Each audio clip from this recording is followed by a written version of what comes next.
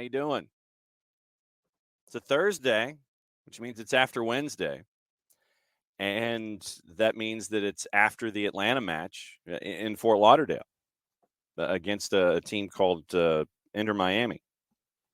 And so what happened last night? Just thought I'd ask. John here, you there. Jarrett in bright and early this morning. Hi, Jarrett. Hello, John. So we have that highlights. Joke should really do a lot better every time. I need y'all to go back and watch Jurassic Park. Hello, John. Yes. Hello, John. And the same thing same thing when Bart comes on, and anytime we do hello, Box. Yes. Hey, that should do better numbers too. Yeah, I know. I'm disappointed in all of you. Yeah, it's like, come on, people. It's like you ought to know where we're coming from with this material. None of it's relevant. No. Okay, nothing we have ever done is relevant. That's what I'm saying. All of it is absurd. Of course. Anyway, Absolutely. That was fun. Yeah. You go into this Lincoln Logs Tinker Toys Expando Fortress that is in Fort Lauderdale. And first and foremost, shout out to basically, what was it like? They couldn't come up with a number, but it was like 500 to 1,000 of you that went down to watch this match yesterday.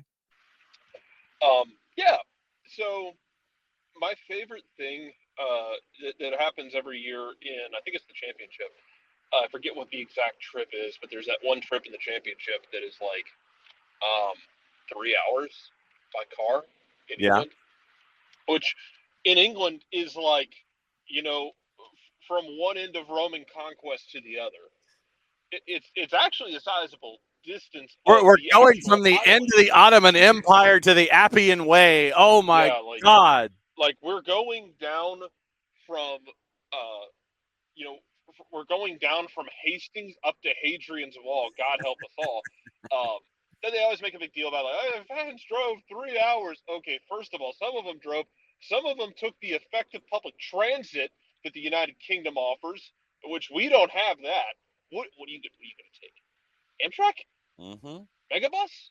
Mm-hmm. You're going to drive through the Nat Line in South Georgia and North Florida, which might as well annex itself into its own state. Oh my God, it's the first time I've seen a Cybertruck in person. Sorry. It looks like a Pontiac Aztek with PS1 graphics. Uh-huh. It looks like someone took a Pontiac Aztek and dropped it into Gran Turismo 1. Yes. Sorry. I don't know how you plan on making that trip other than driving, or flying in this case. But eternal love and respect to anyone who makes these away day games. And people have different circumstances. I know Bart was down there. Mm-hmm. Abby was down there. Yeah, Abby's down there. I imagine that Abby always goes down to pay her respects to the Fort Lauderdale Strikers, and also spends the entire time flipping a very respectful bird in the direction of Tampa, as long as she is in the state of Florida. And that's what we love about it. Stares at the Northwest and just flips off the ghost of Rodney Marsh or whatever. Yes, absolutely. But just the undeniable respect and love to all of y'all who were able to make the away days. Everyone's circumstance is different, but man, it's not easy in this country to make away days like that. And I know Gonzalo Pineda mentioned it after the game and credited the away support.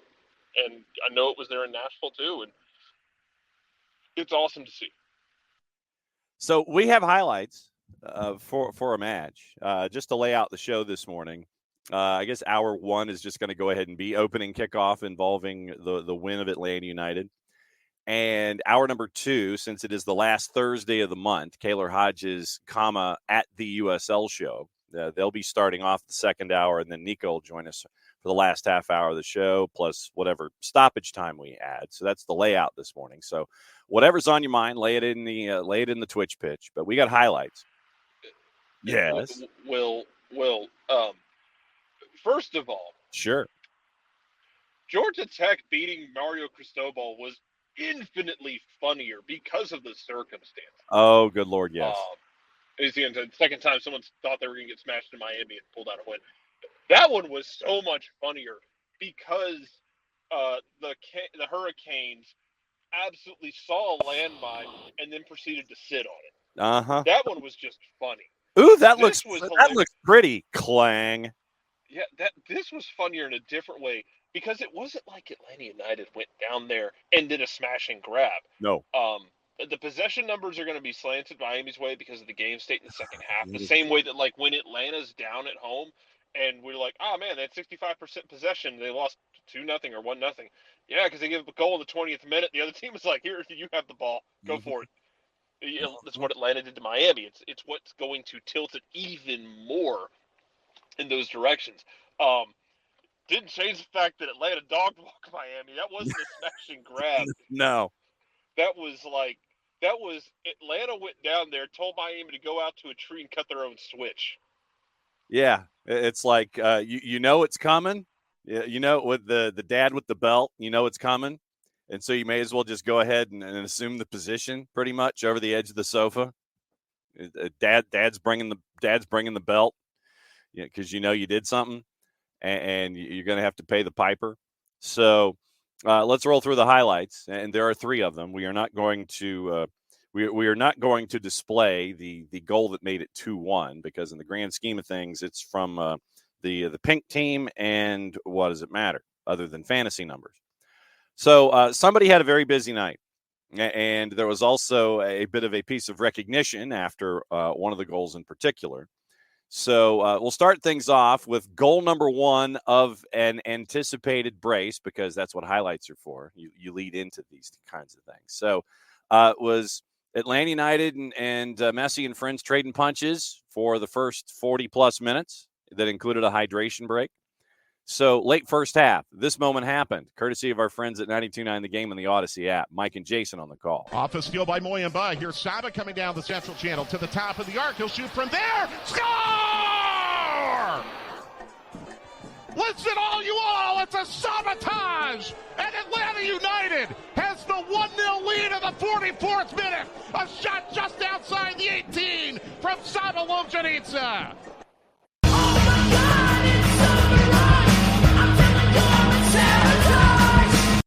So that made it 1-0.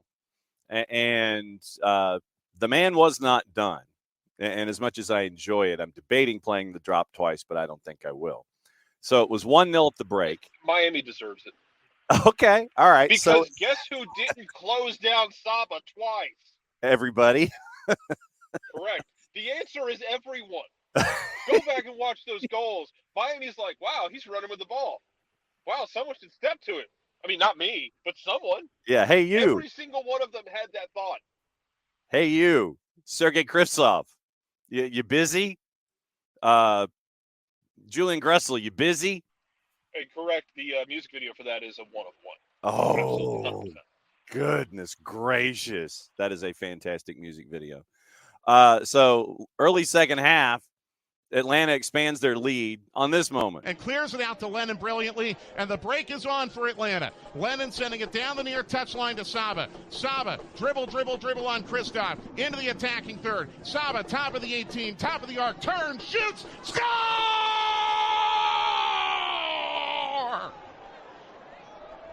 Golazo! And the sabotage is fully on in Miami. It's 2-0 Atlanta United. Incredible. Mike Conti comes out of his shoes. So because of popular demand and request.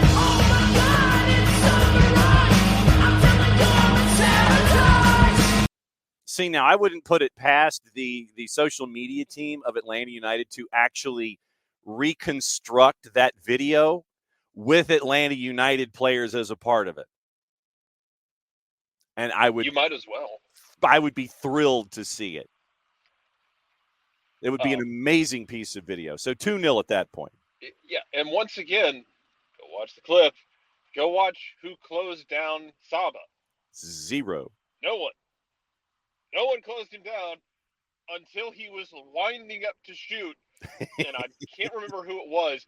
They kind of half-heartedly stick a leg out there, and then Saba goes with the left and just bends it around Drake Callender, who is pissed. Oh, yeah. Look at Drake Callender when he stands up. He's looking at his defense like, I am begging one of you to just, I don't know, exist in his general direction, and no one did. It kind of reminded me of, it wasn't as it was this was a more extreme version of what I think really pissed me off last year with early 2023 Atlanta United, when they were you had like 3 or 4 games last year on the road late where you lost games. Chicago, Toronto, 2 of them that stick out in my head, where it was late in games and you just weren't throwing yourself in front of attackers. Yeah. Like, if you're not going to close him down 25 yards away, it's fine. As he gets close to the box, you have to, even if it's just to like throw your ass in the way, you do it. It's like just turn the back of your front toward the situation, and you don't even do that. You have to throw yourself in front of it. Do something. And Atlanta got better about that as the year went on. I think they're better about it this year. Like, you gave up a goal last night to the greatest player alive. Sorry, Ronaldo. Yeah, sorry. No, I'm not sorry. I'm not sorry. No. You gave up a goal to Messi. Okay. Like, it's the first goal that Josh Cohen's given up this year, and you gave it up to Messi. I think we can let that slide. It is a great shot into the corner from the outside. But you've done a better job this year of throwing yourself in an emergency defending, and like Miami just didn't last night. They didn't defend, period. I can't wait for the discussions over a glass of Malbec and determine what in the wide world of sports you were not doing. Oh, Hutch. The club posted the like Stian emptying his pocket thing, but like it was Stian and Derek both who were just. It was like they put Miami's front line in hell. And I know. Go ahead. We'll play the last clip and then we'll talk about it. Okay, so it was 2-1. So the 2-0 lead lasted 3 minutes. What's his face scored to make it 2-1. Oh no! Lionel Messi scored. Oh yeah, he did. Other guys, we can what's his face. I'm gonna put respect on the king. Because I mean, and the thing about the first 3 goals, both of Saba's and Messi's, is that there were windows that were not all that big. Like, literally, it's like in the old 1970s sedans where you had the triangle window. You had the full window that you could roll down, and then you could pop open the triangle that was created off of the front section, and you could open up that. If you wanted like a little air, you could open up the window, and that little triangle would pop open, and not the full window. That triangle was the window that opened for both of the Saba goals and for the Messi goal. And on all 3 occasions, they were put through that gap, which did not exist. And both of them passed Callender, and the other one passed Cohen. So, I mean, those were windows, and those were crushed. Absolutely, they were. So it's 2-1. 2-0 lead lasted 3 minutes. Messi scores, and you knew he was going to get his. It's 11 goals in 11 matches. And from there, literally Atlanta's like we're chasing after it, and we're going after a tired back line, and opportunities are there. And here's your last goal of the match for Atlanta United. Jamal is a part of it. Caleb Wiley is a part of it. And I think they're still trying to figure out who gets official credit for the thing. Is it Caleb? Is it Jamal? Is it Jamal? Is it Caleb? It doesn't matter. I'm sure they gave it to Jamal. Yeah. Redirect. Yeah, so it's a redirect, and so I'm sure that they'll go through about 4 separate cycles of who get credit for it either way. Either way, it was 3-1 after this. Once again, courtesy of our friends at 92.9 The Game on the Odyssey app. A back heel to Almada, top of the arc, comes forward to the top of the 18, back to Wiley in the box. His cross shot, score! TRA! Atlanta with a 3rd goal! Can you believe what the 5 Stripes are doing tonight? Good day. Yeah, exactly. 3-1 at that point. And that was your final. And frankly, it could have been a lot more than 3, because you look at some of the goes to Jim McElwain, and it should have been worse. Yeah, and you had a lot of folks that were dressed in pink that wanted nothing to do with anything. They stood around. It's like they wanted no part of it.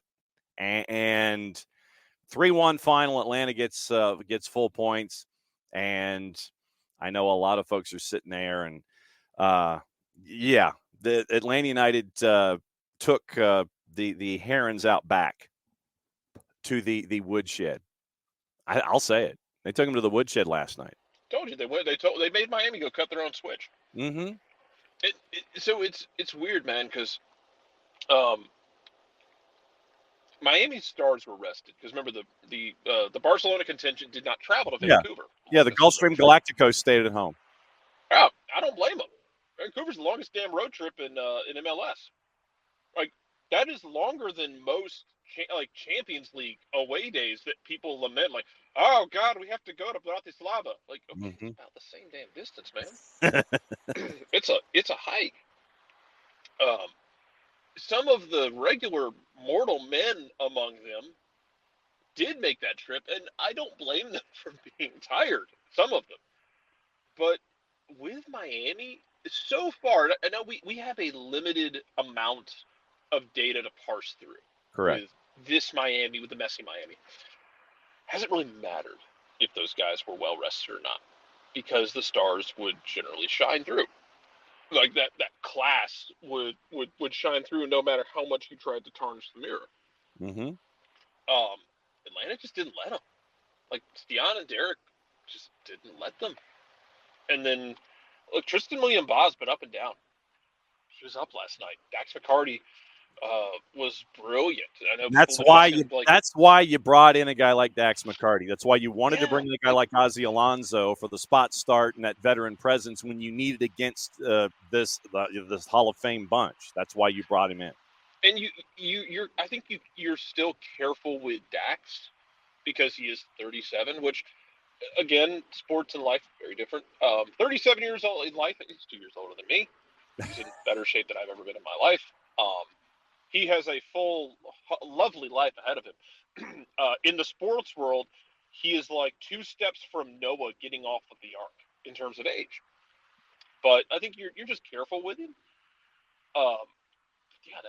That's why you're to your point. That's why you brought him in. Is Sadiq had to go back to Poland, and then he got called in. Now he's called in for the Euros. So now it becomes Dax and Jay figuring out how they want to split that. And then one of the other things I think you brought Dax for is to mentor a guy like Jay. Exactly. Don't get it twisted. These 30, you're over 33, 34 years old, and I bring you in to be a leader. I'm asking you to cover games like Dax did last night where he can just control the pace and control the tempo. But I'm also asking you to teach that 20-year-old kid how to be you, to pass along your knowledge so he can learn it, so that Aiden Torres, when he's training with the first team, can learn it. So that Noble Okello, when he's training with the first team, all 6'5" of his ass, can learn it. You know, when Javier Armas is training with the first team and starting to really implement a lot of that with the second team. If you watch Atlanta United 2, who, by the way, are kind of on a heater right now. Don't look now. No, seriously, don't look. It might scare everyone. They might get spooked. Yeah. But watch Javier Armas play that midfield. Watch the way he changes the tempo.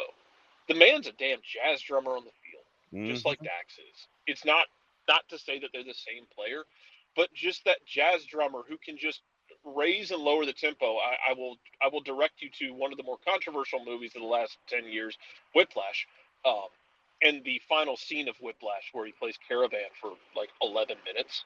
Miles Teller does before he should have gotten punched in the face at the end, but that's neither here nor there. But when you need somebody in that midfield who can change the tempo, who can pick up the ball, look up, and know and feel this is the time to go. Okay, this is the time to wait. This is the time to recycle it and try again. Guys who can say, we need to go, or we need to slow it down. It's okay. And can put a foot on the ball. Man, those guys are so damn valuable, and Dax is so damn good at it. I know people have been wondering when you play him, and you're gonna get minutes for Jay in all of this, and I'm sure people will have thoughts about it. That's fine. You will get minutes for Jay in all of this. It's gotta happen. You're gonna trust the kids. You have to put the kids out there for them to learn, good or bad. But damn, if that's what Dak's gonna give you, even if it's not that exact performance, great. And you need Tristan to do more of that, which was just kind of being.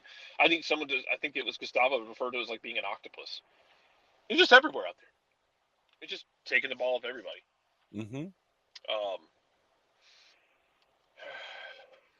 So yeah, it was good to see, man. And that had to be incredibly therapeutic because the thing is, I think their performances had been better, Atlanta's, before this. Like, Nashville was weird. You give up the weird penalty that was controversial. You get the Golasso. You were better in the second half than Nashville. You could not find a breakthrough to save your life. Some of that was, right now, Daniel Rios struggling to hit water falling out of a boat in the middle of Lake Superior. Charleston's weird because you rotated again. Open Cup is just weird. You just kind of have to separate it and quarantine it from the rest of your life. LAFC, you looked really tired, like you had just played 120 emotionally charged minutes a couple days before, and you lost on a deflected free kick that your goalkeeper had covered. And then you didn't get a goal because the same guy who was struggling missed a sitter. I think your performances have been better. It was nice last night to see that pay off because, I talked yesterday about you need to find the good. You have to find the good and cling to it and build from it. And I thought the performances had been better. Last night was what you needed, which was the performance was good and you got the payoff, man. Like, you got the guys finishing and and pulling up from distance at time. And Emilio and I were talking about this last night of you got to know those moments of, okay, the break's on. Is this a break where I need to take it myself and dribble in and see what we can do? Or, do I need to put my foot on the ball because we don't have the numbers, because they recovered better than expected? Or where is my runner? Knowing what to do in those situations. And God bless you, Saba, for pulling up and shooting from distance. Because I know there's a segment of this fan base that was scarred by certain people bitching about Piti Martinez pulling up and shooting from distance, or Ezequiel Barco pulling up and shooting from distance, which is a thing you have to do in this sport to keep people honest. Mm-hmm. Sometimes it's going to go into row H, and sometimes it's going to hit a kid in the face. Sometimes it's going to go in the upper 90. Sometimes it's going to get deflected, like the like Lorenowitz's shot against Club America. Mm-hmm. Sometimes weird stuff's going to happen. Sometimes you're going to miss. You still have to take shots from distance sometimes. You got to go for it. And you did. Proud of you. I'm proud of you, and I'm happy for them that they got the payoff last night, that they got the result that I thought the performance deserved. Yeah. And I thought the performances the last few games have been better. Now you got to build on it. And whether that's, 3 or 4 at the back, I don't know, because I don't know if it was, maybe Felipe asked it, or if it's Doug, I don't know. Mm-hmm. I didn't see who asked the question post game, but it was asked about, are you going to keep going 3 at the back? And Pineda mentioned the same kind of thing that Tata Martino would have mentioned here. Is part of that? They're a part of that philosophy, which is to have one more than the opponent has. So Yep. if the opponent's playing one at the back or one up top, like they're just playing the tip of a spear, like a 4-2-3-1. 2 center backs. 2 center backs. They're playing 2 at the top, 3 center backs. So against Charlotte's traditionally played a 4-2-3-1. They lost 3-1 last night. Their defense finally broke, and Kalina still made like 4 amazing saves. Yeah.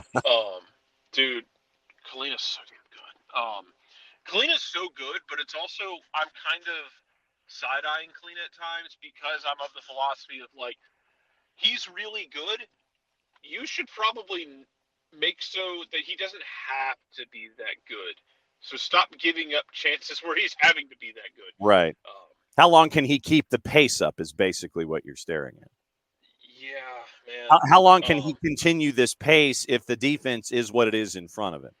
But the defense has been more organized. They're just still getting up shots. The problem with Charlotte is they don't have they're struggling in the attack, and they don't have the bodies right now consistently to attack. Leila Bada was banged up right after he got here. You jettisoned Capetti. Yeah. You jettisoned Capetti. You got a goal last night from Bill Bender, which was, you'll take it. It was weird. It was deflected. No wonder if Ben Bender gets more minutes going forward. Mm-hmm. But yeah, so I don't know if you get 3 or 4 at the back this weekend. I like 3 at the back because I like that it lets Brooks and Caleb run a little bit more free. but you still maintain that defensive integrity with 3 center backs, and especially I think Derek Williams and Stian Gregerson are part of the key there. Yep. You've seen the numbers, like they're 3-1-0 when those two play together. The one loss was at Columbus, where you just missed chances to rescue a draw at the end. Man, I would like to see it. I don't know if we do, and you can't put anybody on the cross yet if you see 4 at the back Sunday. You just got to kind of see, but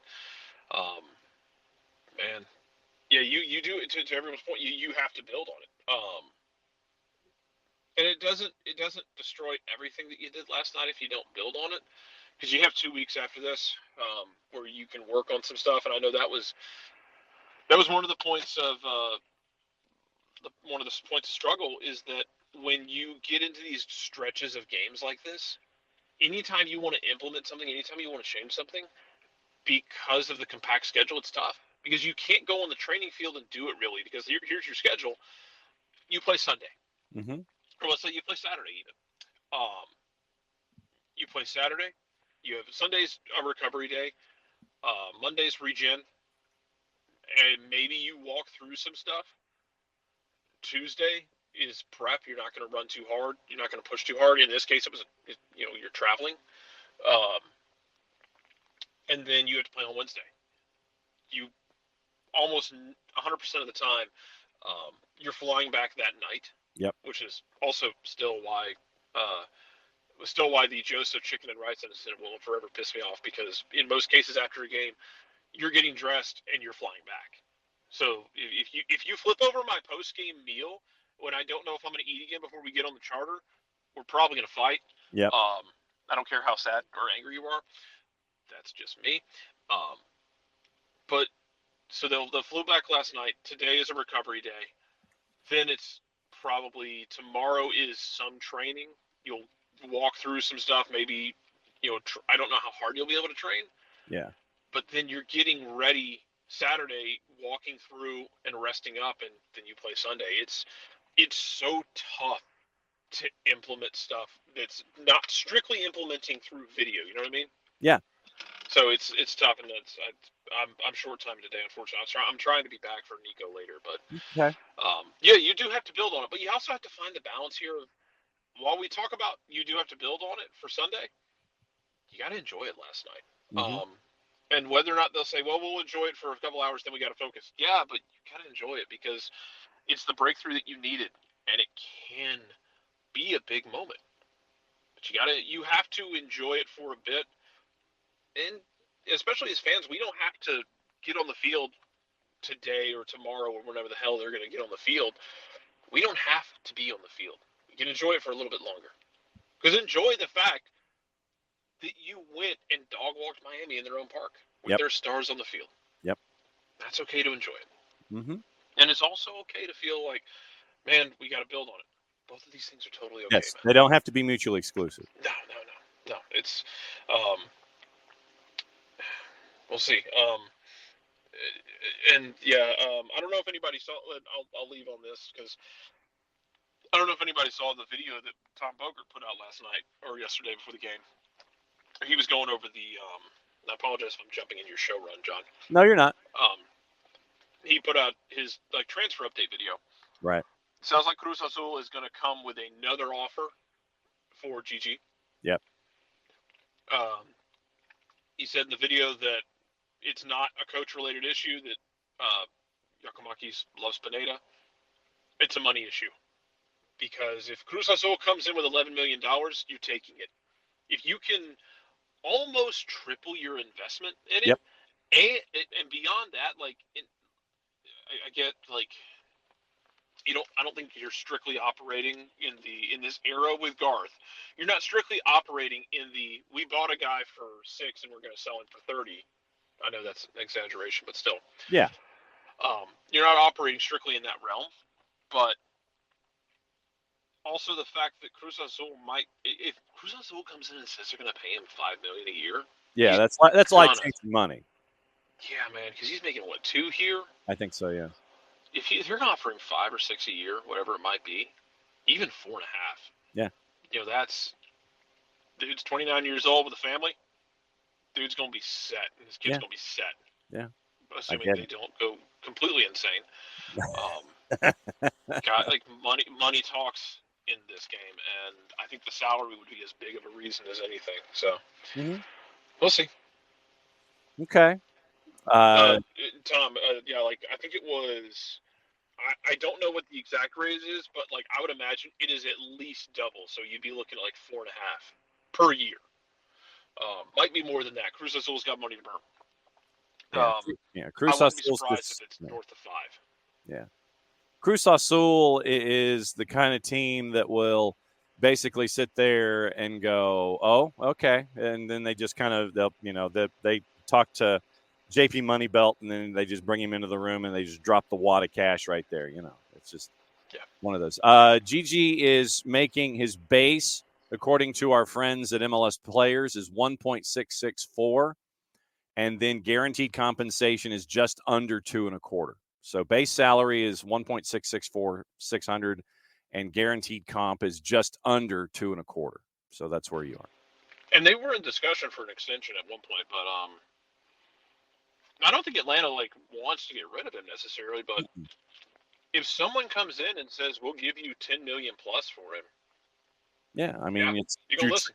Yeah, you're tripling your investment, and it would be silly not to listen because you want to do right by the player, and you also want to continue to do right in the global marketplace as a conversation piece. It's like, okay, yeah, Atlanta United, they'll play ball with you. You don't want to sit there and get a negative rep as a club in the global scheme of things, and you don't want to do wrong by the player because then the player talks. They're connected to agents. Agents are connected to other agents, and they tell two friends, and so on and so on and so on.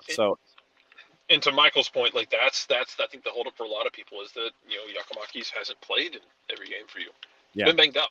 I personally, editorially, I still think a lot of the time he missed last year was related to the fact that he had played from the late summer, early fall of 22 with Celtic. All the way through till I think he had taken a month off during the transfer saga from Celtic to Atlanta. Yeah. And then he played all the way through 23. Played almost a year and a half consecutively with minimal breaks. I think he caught up with him physically. The knee injury this year was a contact one. That one I kind of don't really care about. But if the hamstring popping back up, if it's going to be recurring muscle injuries, yeah, man, you're going to have those conversations of do you want to commit that much money to a guy who is having muscle injuries and you're worried about him being on the field? Because I think that's one of the places where you're going to be looking at what can we where can we possibly redo our investment. Mm-hmm. And it's no shot. It's no slide on GG. It's just sometimes your body just gets weird. Yeah, absolutely. So that's what you're looking at with all of this stuff. And if Thiago goes and has a killer Olympics, then European interest is there. European interest will improve and increase with Thiago as well. So you got all that to look at too. And to Kefsi's point, with Almada, the Almada transfer stuff, we haven't heard a lot recently, but Almada's about to go to the Olympics. Yeah. I wouldn't be surprised if he captains that team. Yeah. If Almada balls the absolute hell out at the Olympics, like he is capable of. Yep. If he does what he did last night for the Olympics, yeah, man, the transfer saga for Almada is going to kick up in the second half of the season too. Mm-hmm. So just find your seatbelt and make sure it functions, people. Yep. All right. See you. Hopefully in an hour or two. Hopefully. All right. So involving Atlanta United last night, I was waiting to play this after the highlights, but so here we go.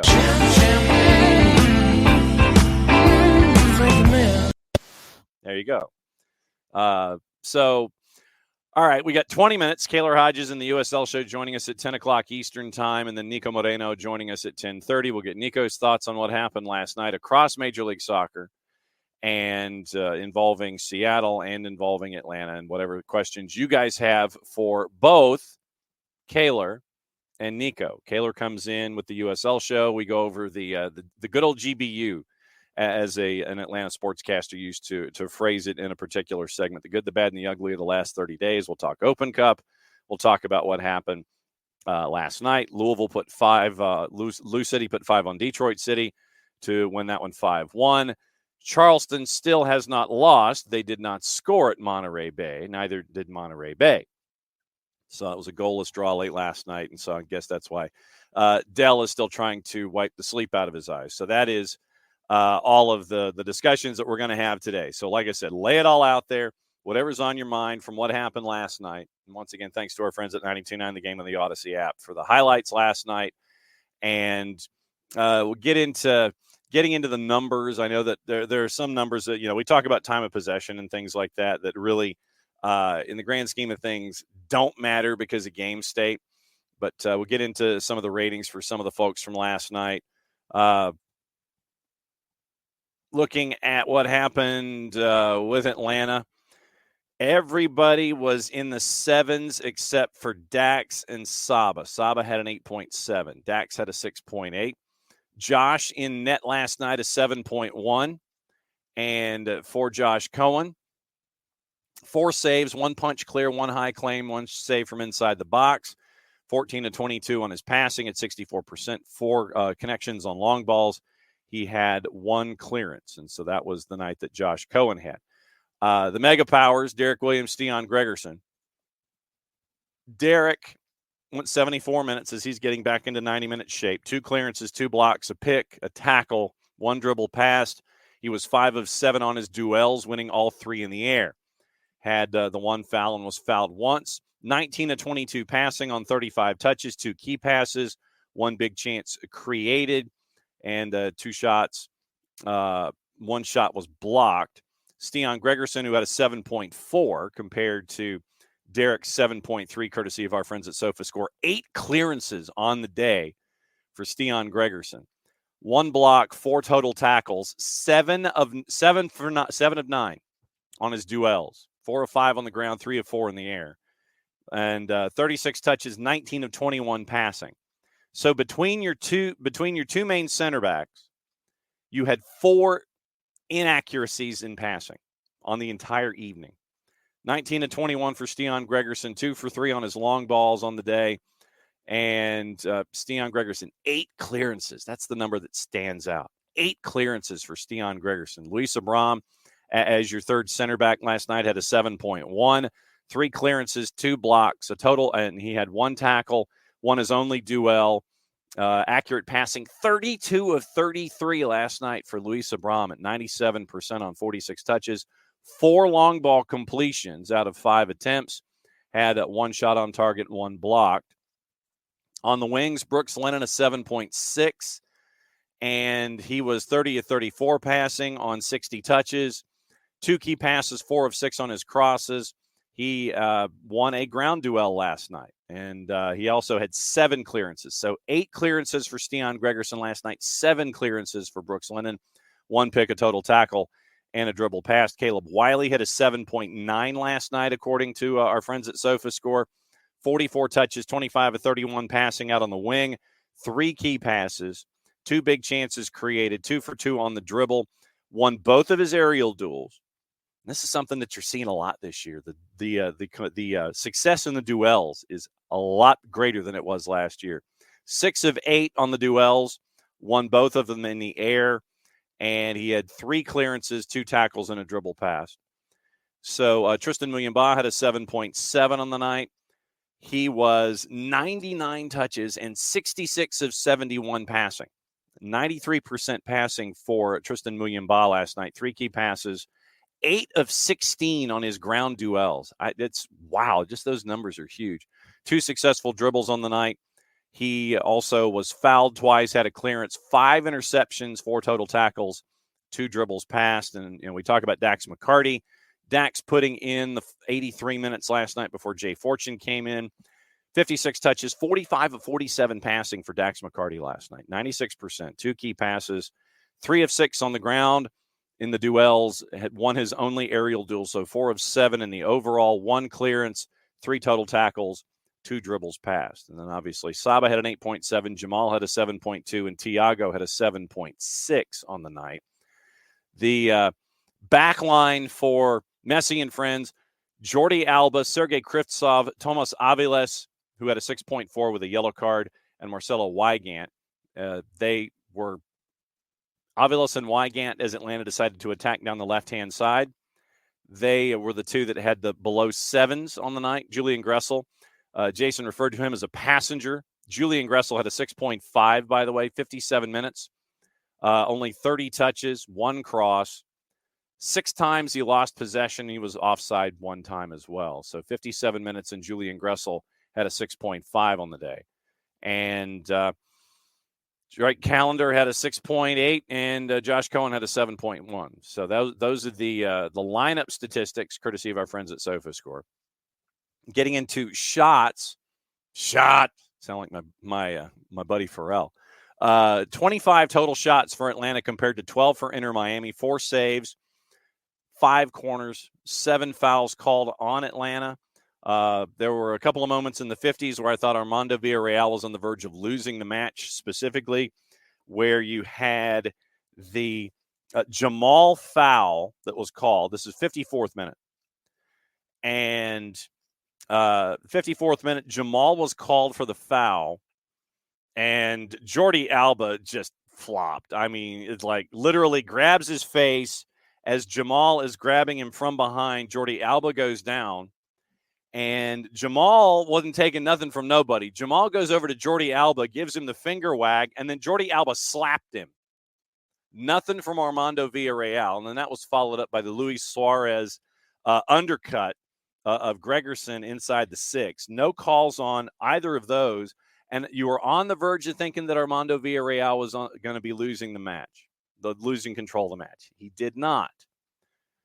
But once again, you got to see displays from Jordi Alba and Luis Suarez where they figure out what they can try and get away with and continue to push the line. And until they get stopped, then they're going to keep doing it. And then they go to the ref and they sit there and they go, you should have called this, should have called this, should have called this. But that's what they do. But Villarreal pushed through that moment in the 50s, and then Inter Miami had stuff to do uphill for the rest of the night.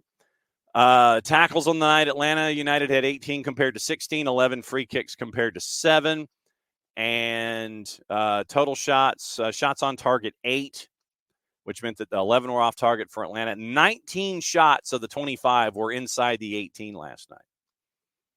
I know that we focus on the 6 that were on the outside of the box, 2 of them scoring, but 19 of the 25 shots inside the 18 last night. Touches in the penalty area inside the 18, 2-1 in a margin by Atlanta, 44-22.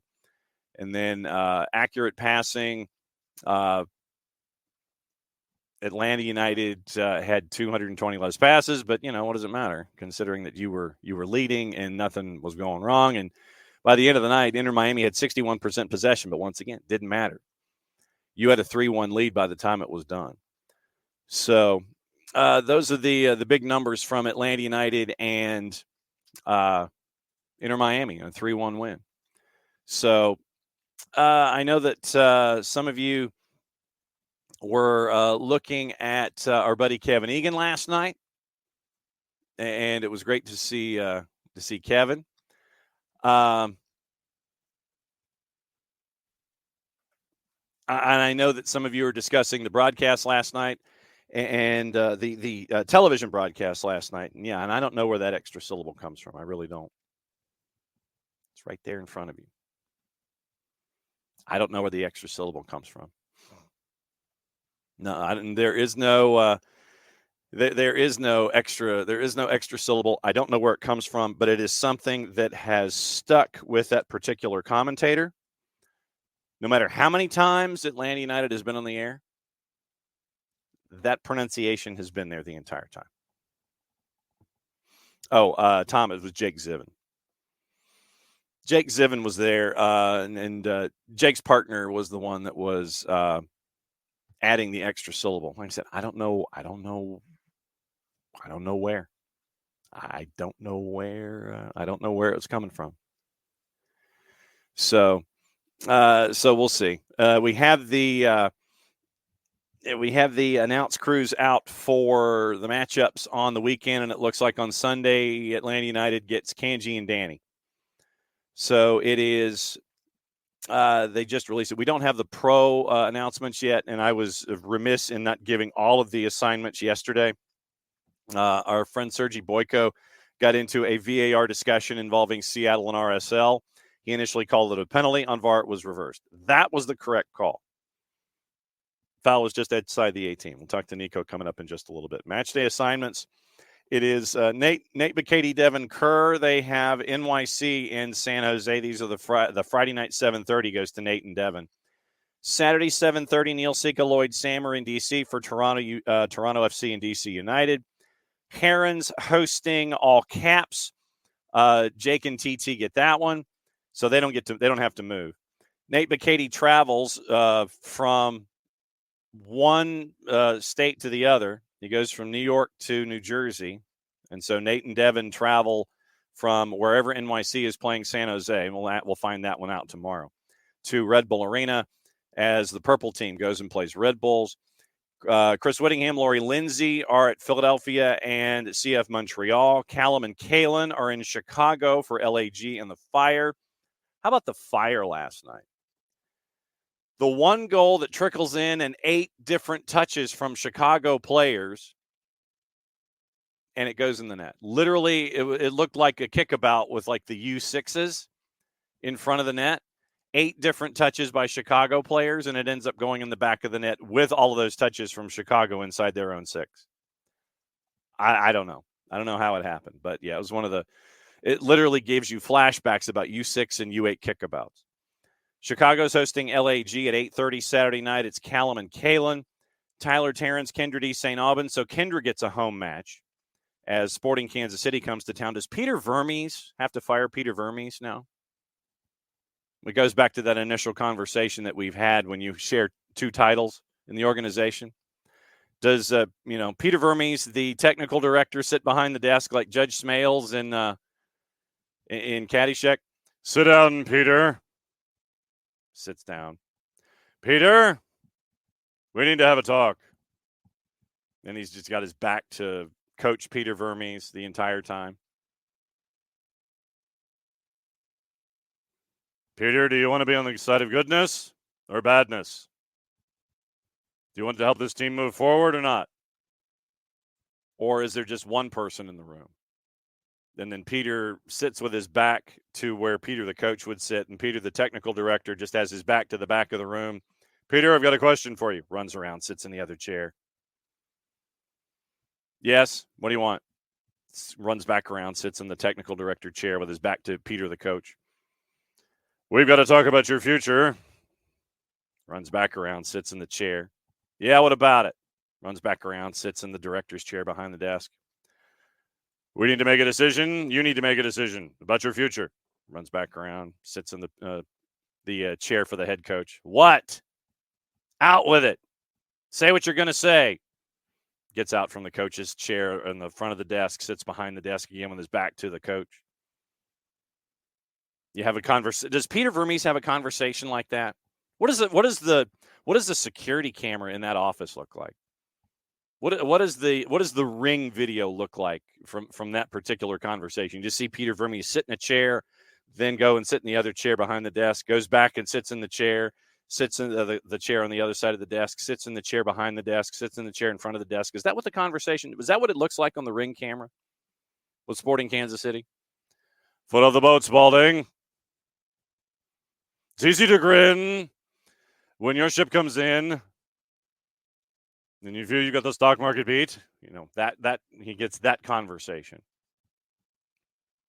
Is that conversation? What does that ring video look like at Children's Mercy Park with Peter Vermes? Does he have that conversation with himself? I'm just asking.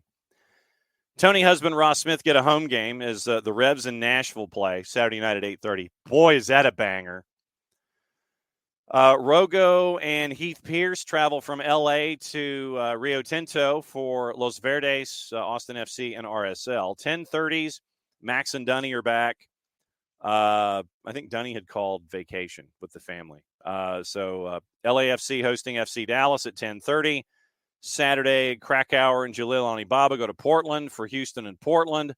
Blake Price and Paul Dolan get the home match north of the border as Colorado visits Vancouver.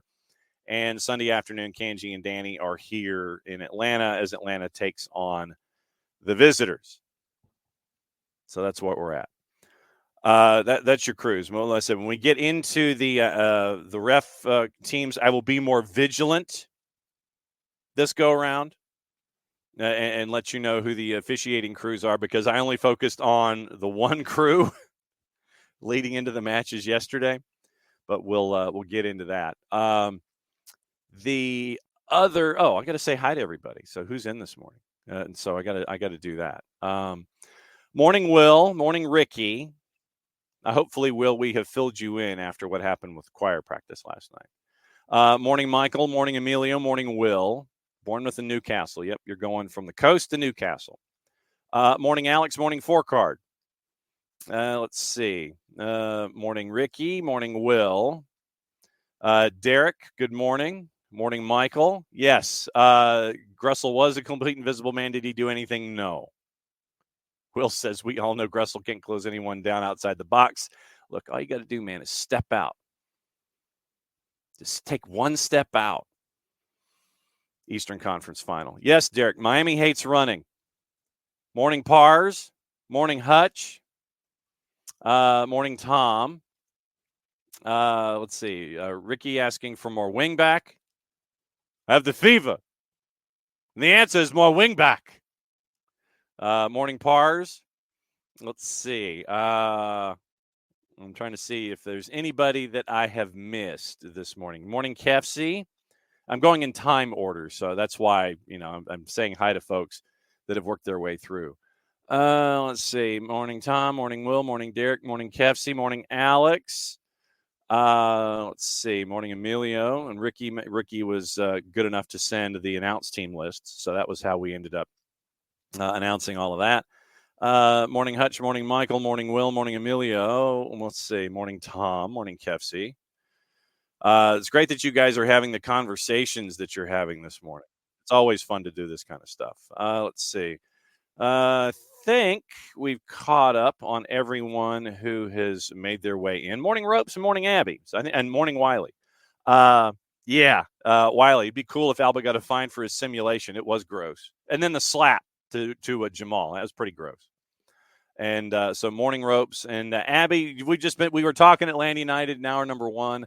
And hour number 2 is going to be our buddy Kaylor Hodges from the USL at the USL Show, at Kaylor Hodges at the USL Show on the Twitters, since it is the last Thursday of the month. And then we got Niko coming up in a handful of minutes at the bottom of the hour to discuss everything going on in Major League Soccer. More wingback.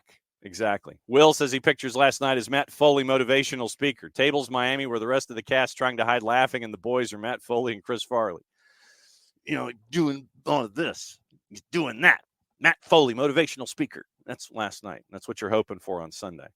All right. It is that time. It is, well, I filibustered at least for a minute. And with the school year out, I don't think that Kaylor has to hide. He doesn't have to hide all over the place. Did I get that accurate, Kaylor? It depends where my cats are. I'm hiding from them.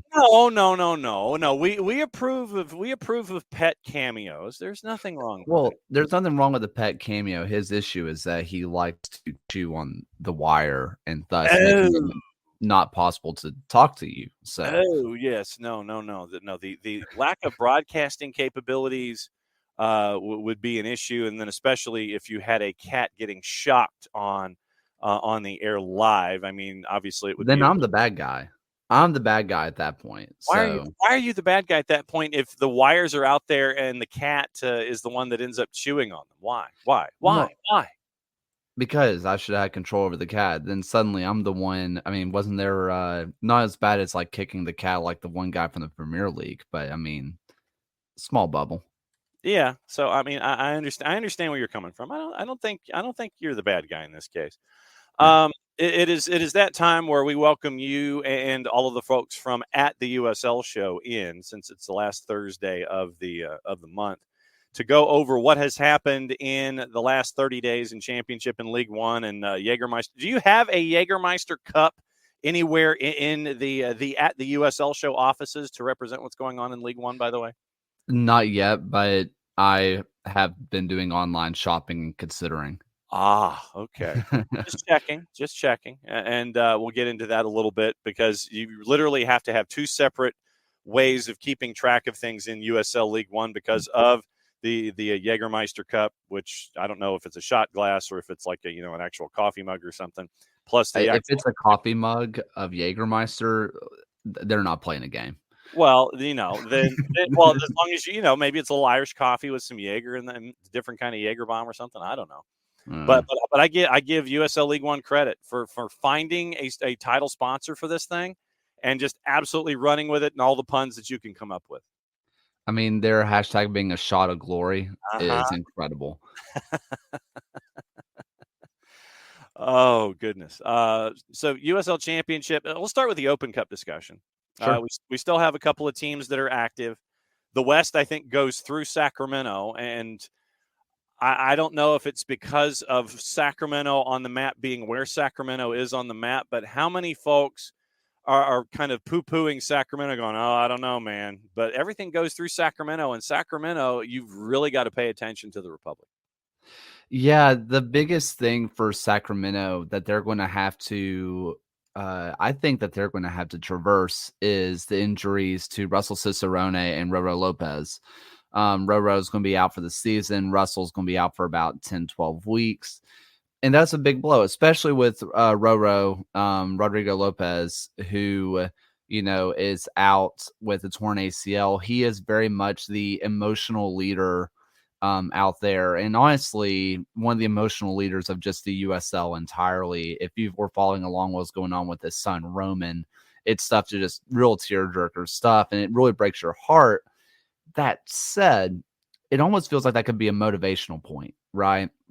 I'm just going to speak to your audience a little bit. Think about the 2021 Atlanta Braves when Ronald Acuna goes down. Yep. Right. And the 2023 Atlanta Braves when Ronald Acuna goes down. Yeah, well. But as soon as Acuna goes down, the team rallied around him and they win a championship. And it almost feels like maybe that could happen in Sacramento as well. In the end, every MLS team is going to have to go through the den of the indomitable, and you don't go there and win. You just don't go there and win. When Sacramento are really turning the screws, much like Louisville City, if they are turning the screws like they can, I think they could beat any team in the United States at any level. And there are folks that don't get to watch the USL Championship as much as you do. And you look at that roster, even with the absences, I mean, they're one of two teams that, as far as I know, still have not got a crooked number in the only last one. month. Yeah, they are the only one because Charleston went down to El Paso. That's right. So they're the only one, and they're undefeated across all competitions. If people haven't checked out the championship, check out what Kieran Phillips is doing out in Sacramento. Like, we thought Trevor Amon was going to be the big addition. Kieran Phillips is another cut. He's from a different cloth, I mean, it is unbelievable how much talent that they have up top. You look at that and the West. Is there any when you break down the West in groups? You break down the Western Conference into groups. Is it Sacramento in a group of themselves? Is there anybody sneaking up on them? Despite I'm not looking at win-loss records because we talk schedule compression and a bunch of different things that can contribute to how things are in early season. But when it comes to the talent on the field, I'm not talking paper. I'm talking talent on the field. Is it Sacramento and then everybody else? Is it Sacramento in the A group and then maybe some A-, B+, Daniel Bryan kind of players and then other groups? How do you see the Western Conference lining up right now this month? It's hard to separate talent from form, right? Yeah. And it's right now Sacramento and New Mexico. New Mexico looks unbelievable. And unlike years past where they've been kind of a paper tiger, They don't look as impressive on paper, but what they're doing on the pitch is incredible. It is highly sustainable, and Greg Hurst is stunning.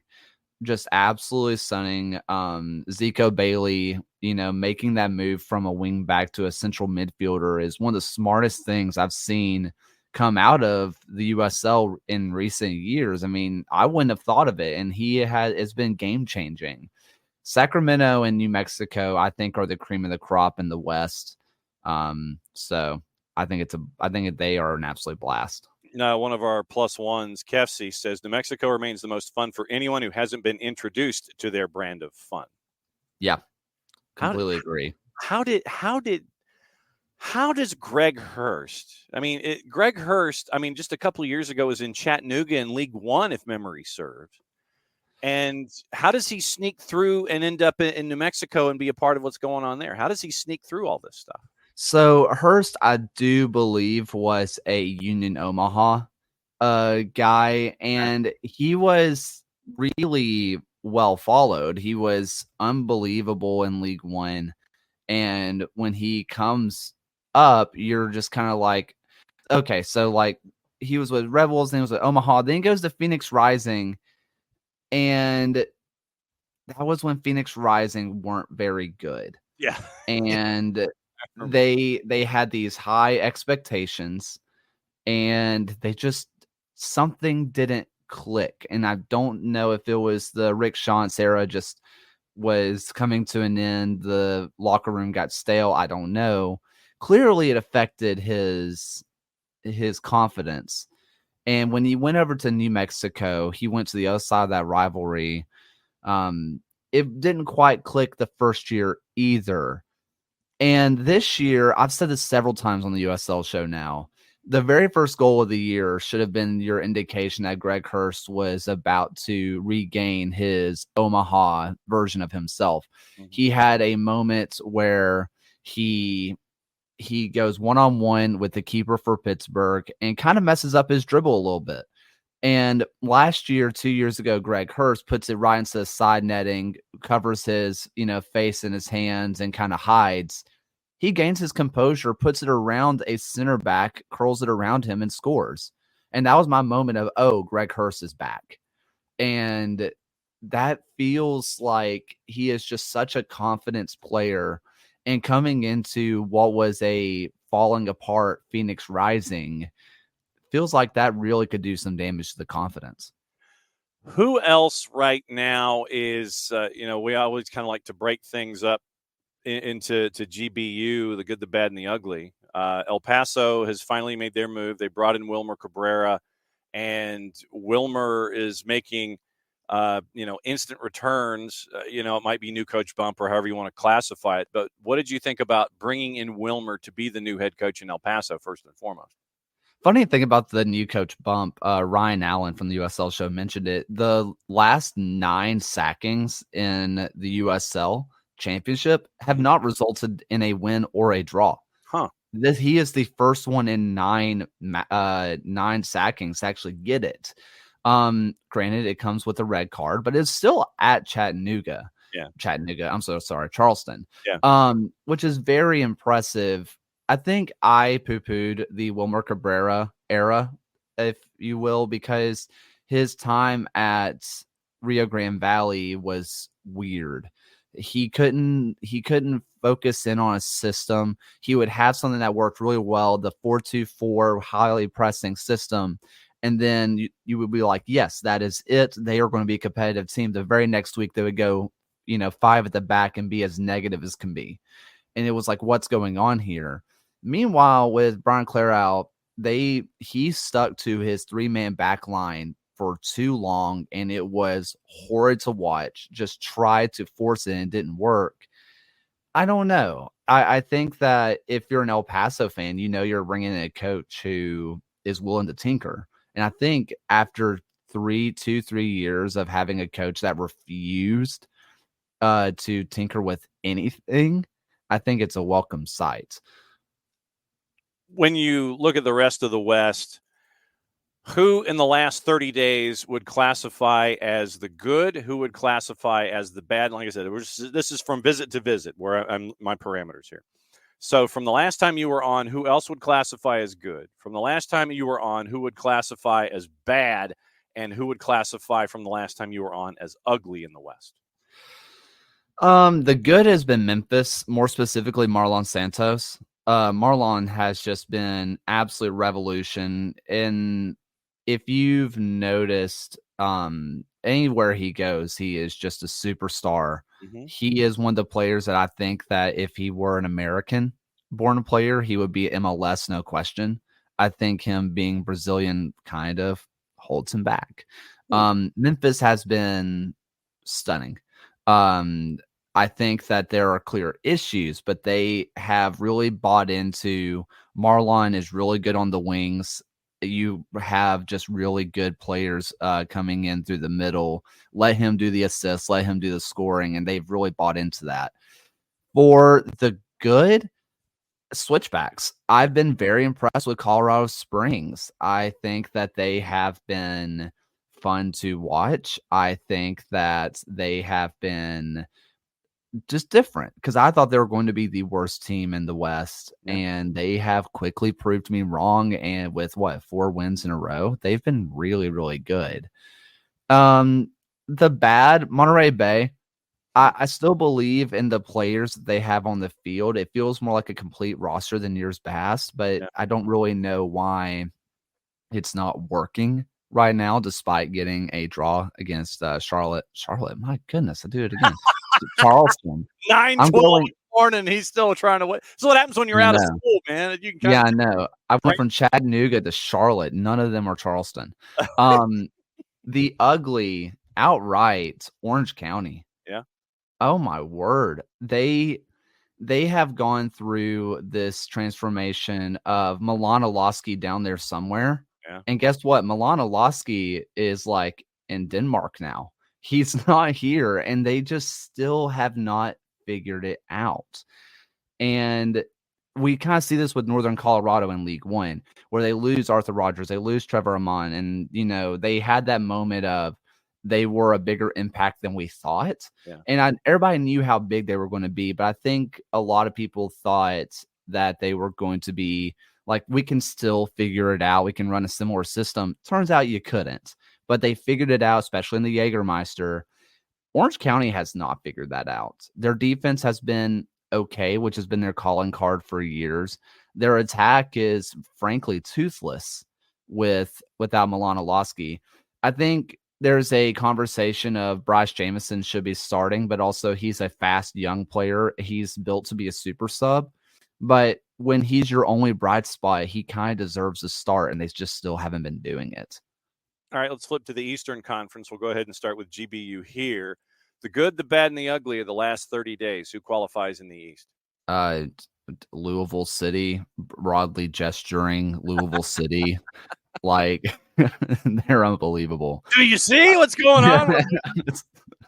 Like, last year, they didn't bring in a whole bunch of new players, and they kind of had to make Louisville City had to make a hard choice in the offseason. Do we cut ties with some of our legends? And they did, and they brought in incredible players, and they have scored 5 goals or more 3-4 times now. They're ridiculously good. Another good, I do think that Indy 11 have, ever since their mayor came out and said, I was going to ask about this as a follow-up, but go for it. Yeah, they haven't dropped a point since their mayor came out and said, we're taking away your stadium and MLS is coming. I don't know. That is, they released a video after the first win about the coaches in the locker room being very candid and being like, this game means more to the play or to the fans than you realize. This is bigger than any match that you have ever played in for this community. Nothing will be bigger, was that first game after. And they have kept that same consistency, that same fire. They have been so good. For the bad, Hartford, welcome back to the conversation. Brendan Burke was very open in one of his post-game press conferences in that he had a conversation with the players, a 30-minute conversation before his press conference where he told them, some of you need to get it together or you're out of here. Like, just very frank. And I said something very controversial on the USL show that I'm going to reiterate here. Sure. Hartford built their locker room on known locker room cancers. And when it went bad, it got bad. I mean, if you go back to the Open Cup match against NYCFC 2, where the game spiraled completely out of control in the second half, you end up with multiple red cards, and literally it looked like an assistant coach, Romario Williams and Anderson Aseydu, all wanted to fight somebody, if not the folks that were dressed in the yellow jerseys, by the time it was over. I mean, to me, that seems like that moment where everything might have just started going. Yeah. And I mean, they built their locker room on people who are known issues. They're great talents, but they're known issues around the league. And, Brendan Burke coming out and saying, hey, get it together or you're gone. You're not going to be employed. I mean, they got to win straight off of it. I mean, say what you want about Brendan Burke and whatever, but I mean, that's going to be a season-defining moment. And more so a season-defining if he sticks to it. If he holds their feet to the fire, I think that is a real game changer. For the ugly, Miami, baby. Miami, baby. Miami, baby. Oh, man. Their head coach came out and was basically like, we saw the trash talk by the people. We saw what the projections were. And since that moment, they haven't won a match. So maybe they were who we thought they were. I see Del Schaefer in the Twitch pitch saying, is Miami not making any investment? Here's the thing. They made a lot of investment. They spent a lot of money in years past to be bang average. Why not save some money to be just slightly worse? What does your gut tell you about what's going to happen in Indy? Everything seems to be pointing to Indy not getting a stadium, but I also highly doubt that they get an MLS team. I think the 11 gets screwed over in terms of the stadium situation, but I think they're going to be alive.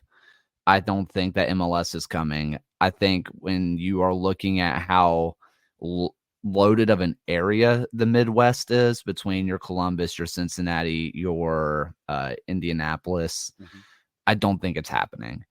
I do think that the stadium situation, I just don't see it happening at their current location. Now, they may find somewhere else to go, but I think the current iteration of their stadium situation is just kind of dead in the water. Because we all associate Indy 11 playing at the Mike, and then they came out with the proposal of having their own facility. And now, for those that don't know, the mayor's come out and said, yeah, we want Major League Soccer. And that was kind of news to the rest of the soccer community that's attached to Indy 11 there in Indianapolis. And so now there's this big push about having a new stadium and Major League Soccer. And I'd love to know who's going to cut the check for being the owner there. I've heard nothing of any sort about any kind of an owner for Major League Soccer in Indianapolis, just the mayor sitting there saying, we're going to build this new shiny thing and try and court Major League Soccer. That sounds kind of almost cart before the horsey kind of a deal. But I've heard nothing about any kind of ownership interest. Like I said, it might be the Colts, who knows. But what we've seen with Indy 11 at the Mike, I guess probably the best way that I can phrase it is what Jonathan is phrasing in the Twitch pitch. He says they're making a statement of defiance every time they take the pitch, and I've never been prouder to be a fan of both. I'm guessing, taking Jonathan's word, this is a season of defiance by Indy 11. Yeah, I mean, like I mentioned, they had that video where the coaches were like, this season means more to the fans than to you. Mm-hmm. Like, that's an important thing because the pro rel, I brought it up. It can't go more than a day without bringing it up. We got a gong somewhere that we hit. Yeah, it gets mentioned. but with no pro rel, Yeah. what is the community really trying to get behind? Obviously, championships. But one thing that will bring a community together, especially with a team that's been around for 11 years, is the threat of killing their club, right? Yeah. San Diego were selling out their stadium after they announced that they weren't going to be around the next year. That kind of stuff matters. And when their mayor comes out on Indy 11's birthday, like the day of their inception, wow, and said, we're bringing MLS here on the day into that shiny new stadium that we're building for the 11 on the day of their inception. Yeah. That's the biggest screw you to the fans that you could imagine. And it's not just that. It's also the women's side. Because if the men's side goes, the women's side, who has been arguably the best team in the W League since their inception, they're dead too. I don't know, man. I think that it's going to be I think Indy 11 have a chip on their shoulder, and the club knows it, the players know it, the fans know it, the ownership knows it, and they are all on the same page. And how many teams across world soccer can you imagine are in complete lockstep with each other? Usually somebody's not there with them, ownership, players, club, fans. Indy 11 are holistically together, and I think that's huge. When you look at Louisville and Detroit City that happened, that was the early game last night. Why do you think Danny Cruz isn't getting looks in Major League Soccer? Why isn't any of the club coaches in the USL getting a real look at? I said it a couple of weeks ago. Throw my hands up. I know very little about MLS. Right. I kind of know what people say about teams. I don't follow MLS. It's just not interesting to me. But I thought with the way that the roster was constructed, that Nashville was built for Bob Lilley.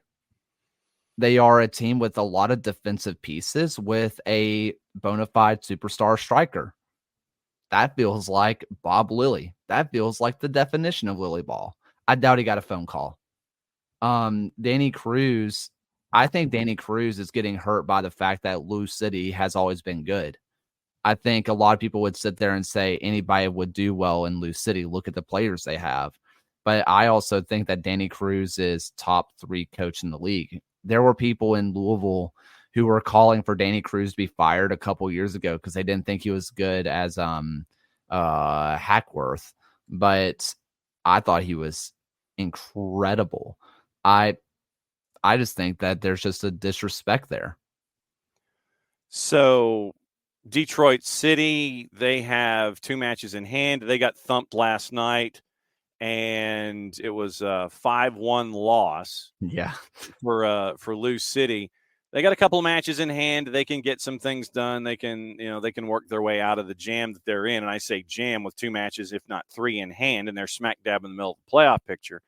What did you think about their new proposal about leaving Keyworth and taking over the property that has been dormant for, I think, Detroit Southwest Hospital? What did you think about that announcement? I love it, man. I absolutely love it. Keyworth. Now, I was corrected in our Twitch pitch on the USL show. I thought Keyworth had been there a long time. Apparently, they had a stadium before that, before they went to Keyworth. I didn't know that. So they have outgrown a lot of places. And in the end, Detroit needs to own their own ground. They don't own Keyworth Stadium. They are still having to lease it. They are still like secondary leasing. So if something comes up, they get bumped out. Mm-hmm. They need to own their own place, and where they've done it, where they have bought the land. And I think that's a key figure for me, that they said Detroit City bought the land. The city of Detroit did not buy the land. Detroit City bought that land. And I think that is a real sign of what they are intending to do. They are still sticking with their morals and putting it in the heart of Detroit. They are really, really just sticking to what they do best. I love it. I think that Detroit City can sell 14,000 easily, especially with what they've been doing at Keyworth. If they got to downtown Detroit, I think more people will come. Shiny new stadium. Plus, Detroit City, while they did get thumped 5-1 last night, it was also Duluth City, wash it away. Didn't happen. They're a fun brand to watch right now. And I think that people would go there and have an absolute blast. Yeah, doing my quick cursory research while we were talking about it, they started their NPSL days at Cass Tech, one of the big high schools in the area, and they would pull in Cass Tech. I think their key, their top end attendance figure was just under 3,400. Then in 2016, they make this big drive, and the fans come together and pool up about $740,000 to buy Keyworth and renovate the space into what it is now. But as growth has continued there in Detroit City, I think, to your point, I think they're to that next stage where you can't really expand Keyworth because it's basically in a subdivision and it's paired up against railroad tracks. So you've got to find your own space. Yes, it is. And I saw the media reports out of Detroit where, yes, it would be a big loss for the city of Hamtramck and everything that they've done. But I think that as Detroit City continues to grow, this seems like the next logical step in buying your own yard, buying your own space, creating it however you want to do so to take that next step in USL Championship. I do know that Hamtramck people are a little like, what's going to happen, basically, but also think they came in and made investments. They left the place better than they found it, which if you're looking at someone who's trying to be a true community football club, that's all you can ask for. And Detroit City's done it masterfully. All right, last question for you before you get out of here to make sure that the cat isn't munching on any of your audio cables. What's going on there at the USL Show HQ in Birmingham Legion before I ask about what's going on the show? What's going on with the Legion who are smack dab in the middle of the East? They have gone through a tactics change and it's worked really, really well. I think that the team is starting to kind of find their own. I think that, when I talked to Ben Pierman after the Charleston game, he said that before their Open Cup match versus Atlanta, Birmingham was the one team he didn't want to play because they are just a grinding group and they are just full effort all the time. I think that has shown very well. I think their move to the 4-3-3 has been a revolution. Same thing with Jake Roof, who was a fullback center back. He's now playing CDM, and he has been one of the best players on the pitch now. And I've always been a massive Jake Roof fan, so a little biased. But so what happened with Jake Roof and that tete-a-tete on the touchline a couple matches ago? What was Juan Herrera and Jake Roof, they had been kind of going at it all night long. The ref gave early yellow cards and thought that'll teach them, and then didn't hand out another yellow card for the full game. So nobody knew where the actual line in the sand was, right? Because things that were yellows before are no longer yellows. So a whole lot of frustrations were building up. Jake Roof went to go in on a tackle, rolled on the ball, rolled up on Herrera. Herrera, drops his, elbow on top of Roof's neck. Now, whether he was just trying to get up and use Roof as a stepping stone or he was trying to do damage, I don't know. I'm not here to speculate. Mm-hmm. But Roof gets obviously upset, pushes him in the neck area, and scuffle goes into the Birmingham bench. Herrera gets a red. Roof escapes with a yellow. Wow. So okay, like I said, I saw the snippet of the video, and when you mentioned Jake Roof, I'm like, yeah, I need to talk to you about this. All right, time to cut the promo, my friend. What is going on at the USL Show and everything that's going on in your universe?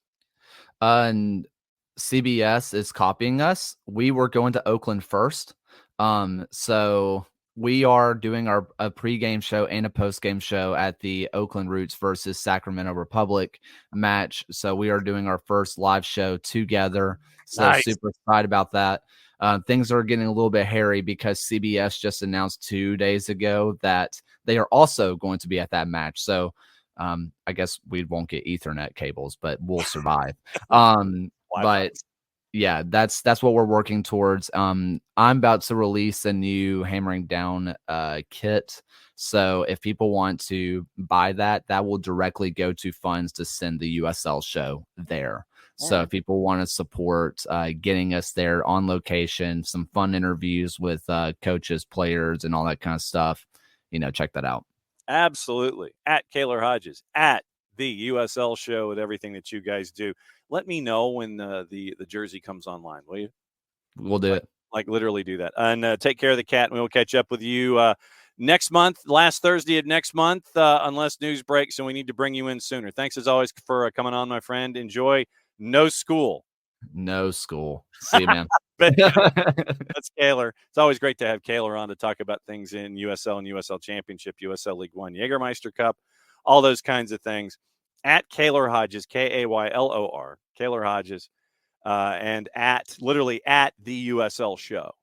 And like I said, it's great to catch up with Kaylor and find out what's going on in USL Championship, USL League One, and get prepped for all of that.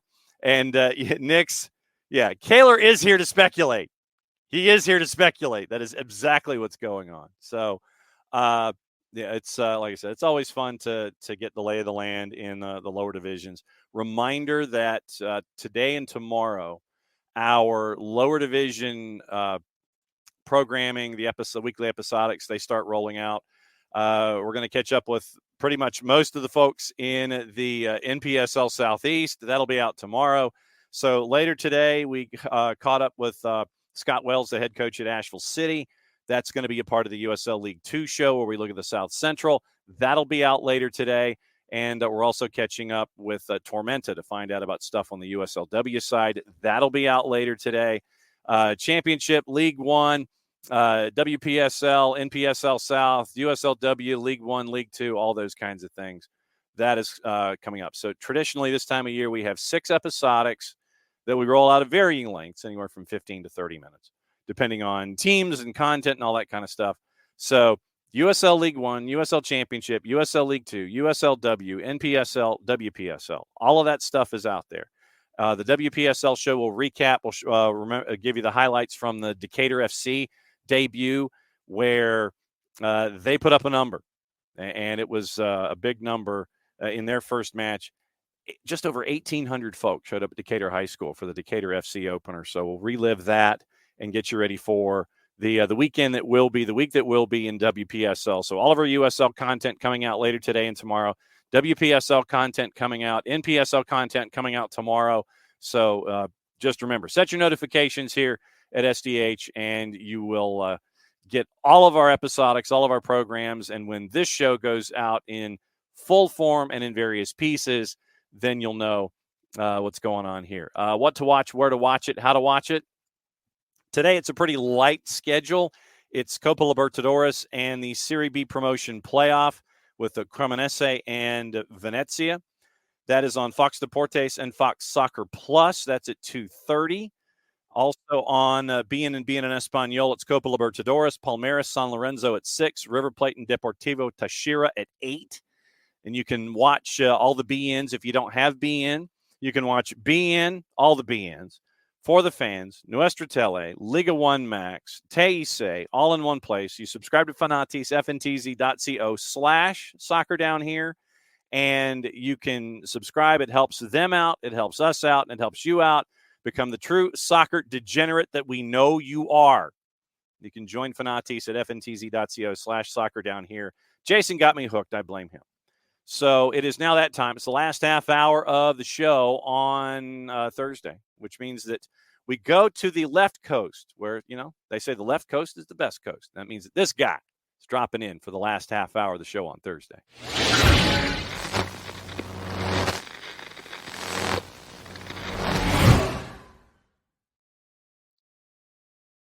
Niko! What is going on, John? SDH family, happy to be here. 2 hours sleep today. Second cup of coffee. Trying to figure it out. I didn't have time to do my hair. Absolutely nothing. That's what happens when you have a colleague that was doing the Apple TV call yesterday and went out, grabbed some dinner and a beer with him, and then you're late running back, trying to watch some games. So exciting, especially on a Wednesday where if my brain was still working correctly, I counted 35 goals on a Wednesday. So it was a good one. Excited to be on because there's a lot to talk about. Yep. So we'll go ahead and talk about your late night and what happened.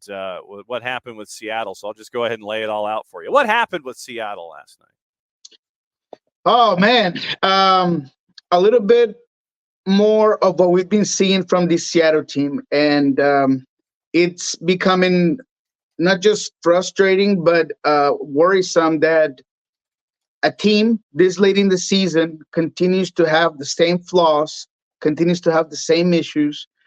One particular one is closing out games and not being able to, as a possession-based team, defend yourself with the ball and move it around and not just absorb pressure for X amount of time. Because we just talked about this when it came to St. Louis, right? The game was won. The points were taken. But the way of the game is not getting any better. And that game they should have drawn. And St. Louis was on top of them. Joel Klaus got the shot on a post.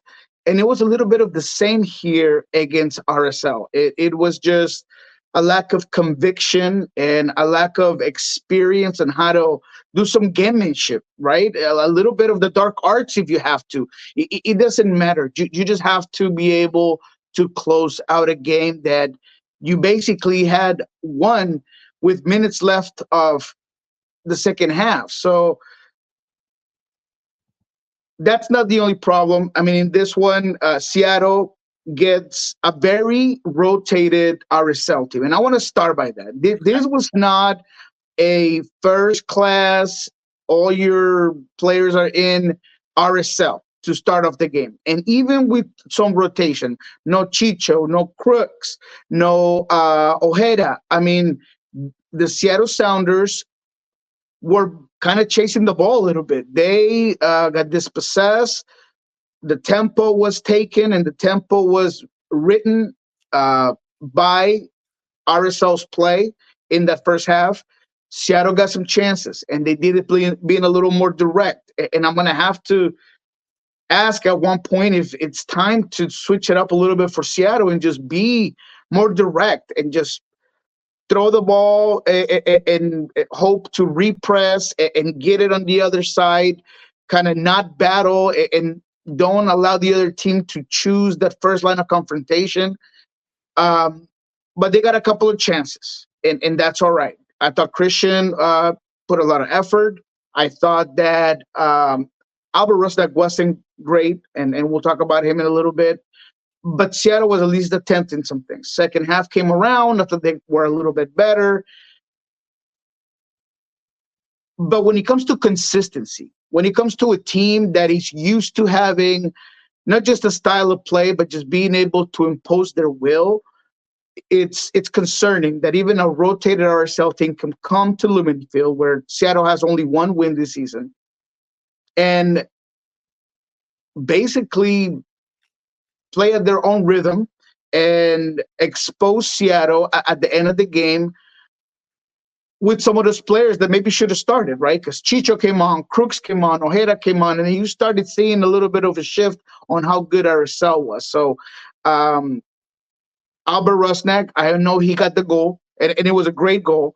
I think he took advantage of a poorly set wall and a 19-year-old goalkeeper that maybe was not properly placed where he should have been. But that takes credit, right? That takes some doing, that takes some talent, some quality to put the ball where Albert put it. No, I'm not going to take any credit from the Sounders' Cam. But other than that goal, there was just so much negligence with the ball. There was such a disconnect with Raul. There was such a disconnect with the wingers. Jordan Morris wasn't influential, and it wasn't up to his fault. I think it was because he just wasn't getting the ball enough. So Seattle's tactics just need some changing because they are stagnant. Is not good enough, and the record speaks for itself. So, are changes going to have to happen here in Seattle? Perhaps you cannot continue to wait for Pedro de la Vega to try to get healthy, and that's just it. You played a better team. You got, I want to call it kind of hard, hard fought point, but you dropped two. And it's plain and simple. You just drop points at home. That continue to be a problem for Seattle this whole season. And Jarrett now joining us. Jarrett, we're talking about what happened last night with Seattle. Niko's running on 2 hours of sleep because he was hanging out with the Night Owls last night, and he's on his second cup of coffee this morning. And so we've gone through what's going on in Seattle. 1-1-5 at home. Jarrett, your first question for Niko on a Thursday. Okay, yeah. I'll take your mind off Seattle for a minute. What at this point? What is not broken in Kansas City out west? Because if I'm not mistaken, the Cauldron was screaming "Fire Peter" last night. Yeah, I mean, that's interesting, man. I mean, 2 wins the whole year. Yesterday's another poorly performed, poorly handled game. Vancouver is not the big bad wolf, and they have good players. I'm not going to say that they're not. They are a quality team, but we've seen over the last 2-3 weeks where they really are at. And even then, I thought Vancouver dominated that game. Maybe not possession, but they had a better idea. It was easier for them to get from point A to point B. And the problem with Sporting Kansas City has been all over. It hasn't just been defensively, hasn't just been in the midfield, but they also can't get goals. A lot like Seattle, I feel like this is a team that has been running on the same tactics, the same philosophy, the same ideology for a very long time, and I think it could be time for some changes. We thought last season, I think, that he was kind of on the verge of also maybe being let go, but it just hasn't happened. And that's just kind of the way Sporting Kansas City is structured, right? Because Peter Vermees has the keys to every room in the stadium. I mean, he's the GM, he's the coach, he is the everything. So it's kind of tough for them down there, but I think it's beyond the roster, it's beyond the talent. I just also think that there is time for a new regimen there in Sporting Kansas City. You mentioned when we started our discussion about your match last night, there was a moment early on involving, I want to say it was Diego Luna, and an action either right outside the 18, inside the 18. It was initially called as a penalty. It goes to VAR. It's pulled back as a free kick just outside the 18 with Atlanta United's favorite center ref, Sergi Boyko. What did you think about that particular activity last night, VAR intervening and getting it correct because it was a foul that happened just outside the 18? I thought the referee did a great job throughout the whole game. VAR in this one was spot on. The moment of contact out of the box, it obviously helped the home team because that would have been a whole different game if RSL gets that possibility to get that PK in. Yemar's a little late on the play, yes, but where he makes contact is out of the box. So I thought that the description by the referee in the call was finally excellent. It was proper. It had details. You could hear it because we couldn't hear it. It sounded like the teacher from Peanuts when he was here in Atlanta last week. It was, you guys actually got to hear what the actual call was in the decision. Yeah, absolutely. Actually, I had somebody come over and tell me because I was helping the guys from 1360 AM do some Spanish radio call yesterday.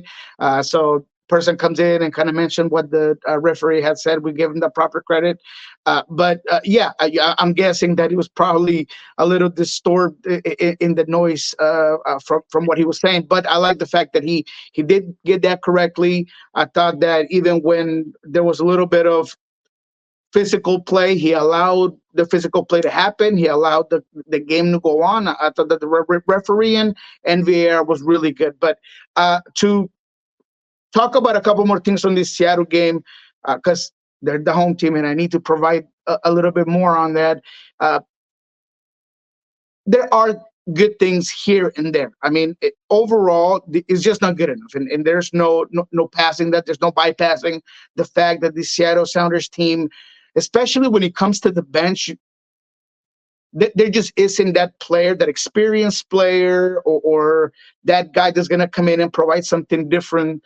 But Reed Baker-Whiten, I mean, this guy has all the talent in the world, I think, and he's spoken about as the biggest prospect, the one that has the most potential. And yesterday, he looked really, really good on the wing. I mean, the way he glides on the field, the way he gets forward, his services into the box. That goal that could have been the 2-1 that gets taken back because Moose cannot get out of his own way. I mean, he hasn't just missed in front of goal, but yesterday he trips himself because he commits the foul on that breakaway, on that transition moment, then makes a great run. Obviously, Reed Baker-Whiten does the entire play. He gets forward. He's strong. He takes off the defender, and then he passes it to Moose. Moose puts it away. And they go to VAR. He gets looked at. There was absolutely a foul when it comes to Moose. So unfortunately for Musovski, it is not his year. He needs to do something to get the bad luck off of him, because if it's not missing the goals, is just getting in your own way. But Reed Baker-Whiten was the one player that I thought came in, made things look different, gave Seattle different dimension, different type of player. But it all goes back to talent. It all goes back to quality. It all goes back to players that should be playing better, not playing at their top potential. And that's all around the field. Again, I don't want to harp on just Albert Rusnak, because he did come from a decent game at St. Louis. But in this one, it was the goal and nothing else. There was just not enough from your 10, from the guy that's supposed to be amplifying everybody around you. I think that Christian Roldan also needs to be a little bit more influential. Jackson Reagan, a bunch of issues getting out of the back. I mean, Real Salt Lake did not capitalize on those mistakes, but that was the rotated ourselves. Chicho's not missing some of those shots. So that's exactly where Seattle needs to figure out that it's good to gain points and it's good to stay relevant. It's good to stay close to that playoff line. But if they don't improve and find consistency, then there's just no point, because they're going to get to the playoffs, not be consistent, and be bounced out in the first round. Jared Smith with Niko Moreno on a Thursday. So I'm going to give you let's pretend for a minute that I have locked Dolo in a closet because people are asking about the LAFC game. I'm going to lock him in the closet and give you the keys.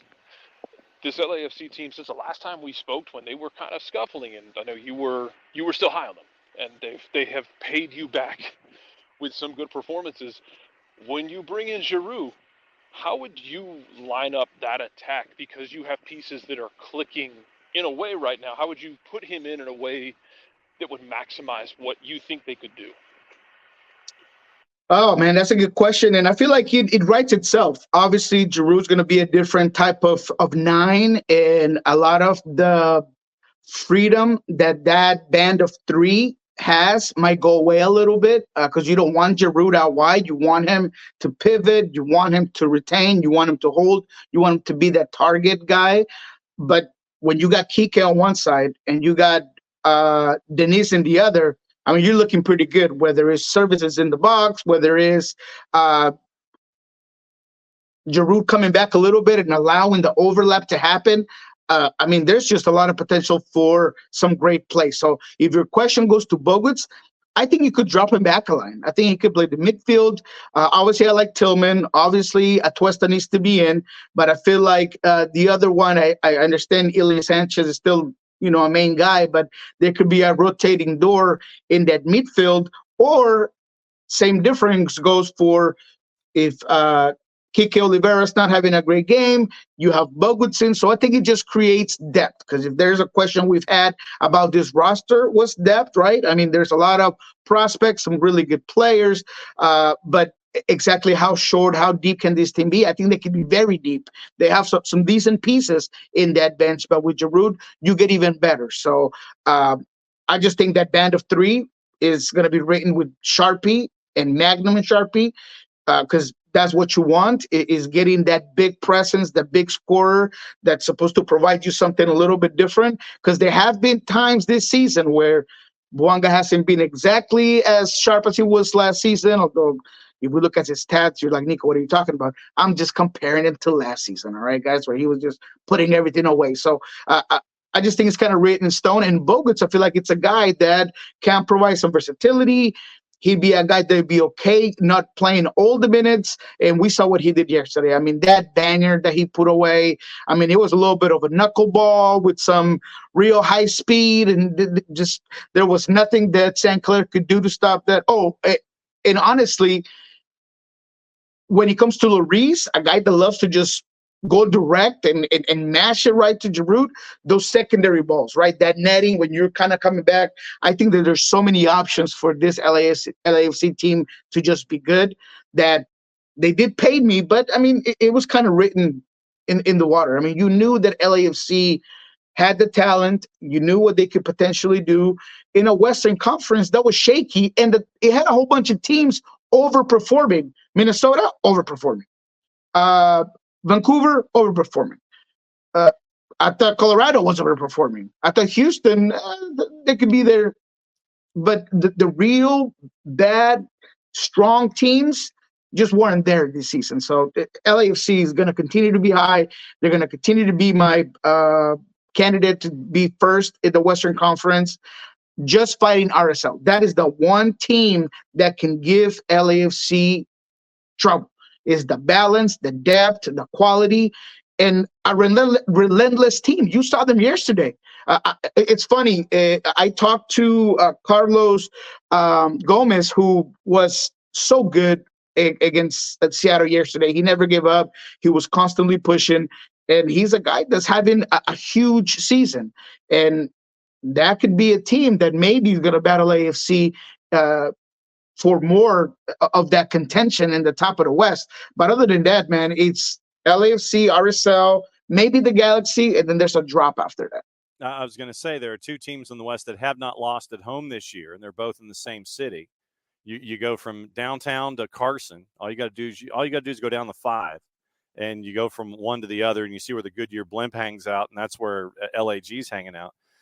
Ben Olsen apparently wanted to fight Ricky Puig after the last match that they had on the weekend. After the match was over, Ricky Puig has now gone platinum blonde, and LA 4-0-3 at home, second in the West, in a very crowded stuff up top with RSL at 30, LAG's at 28, LAFC's at 27. It's amazing what happens when Greg Vanney gets to spend money on Puig, Peck, and Paintsel, I think it's important to give Kuntz credit where credit is due. I feel like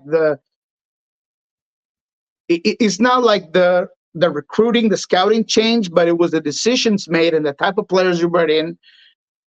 So yes, I think it's different when you give Greg Vanney a healthy team, a good team with some players that are not stuck together with, glue and tape, like Acosta. So it's definitely a difference. And you're seeing it with LAG. And thank goodness that Ricky got his hair right finally, because he was trying to look like Dragon Ball Z. He ended up looking like Garfield.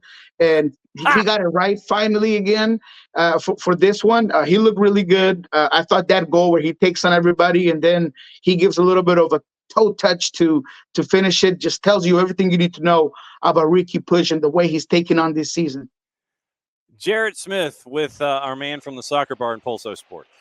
Yeah, so I want to take it back up to Cascadia and ask, because I know you mentioned Vancouver. How is it that we're living in this world right now where, like, Vancouver seems like the stable team in Cascadia? Because for so long, it kind of felt like they were the also-ran.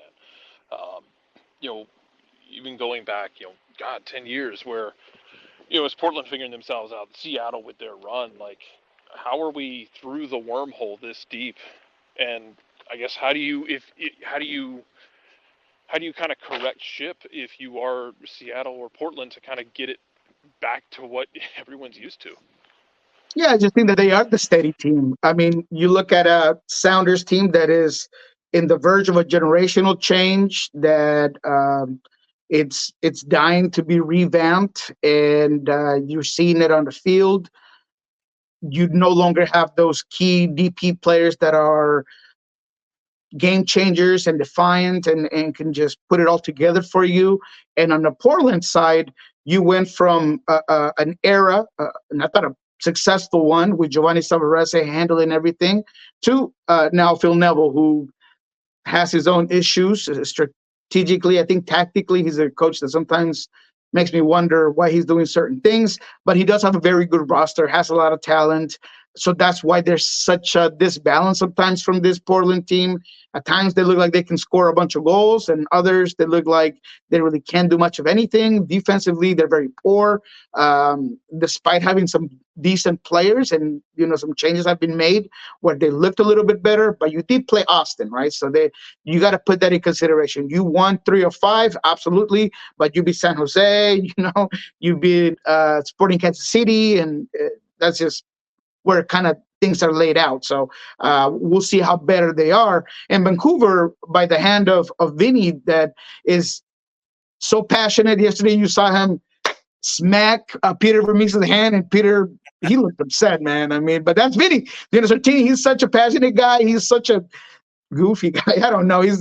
But that's just the way he puts it together. I feel like he's got a group that's bought in. I feel like he's got a group that plays to his strengths. And he also does a good job at creating the tempo of the game and the concepts to fit the best part of his team. So I just think they are the stable team because of the guy leading the charge. All right, folks have been asking, and they want your opinion. We spent the first hour of the show discussing Atlanta United taking Messi and friends out back and grabbing a switch and beating them 3-1 last night. And folks are wondering what you thought about that particular performance, and is it something that sticks? Is it a one-off? There are parallels, it seems, with Atlanta and Seattle right now, and more than just the coaching touchline. What did you think about what happened last night in Fort Lauderdale? I thought it was great.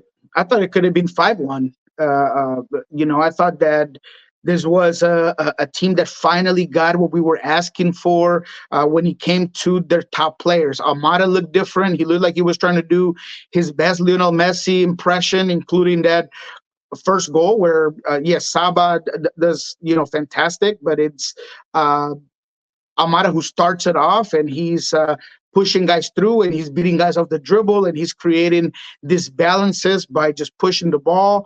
I thought Miami was a little flat, if not very flat defensively.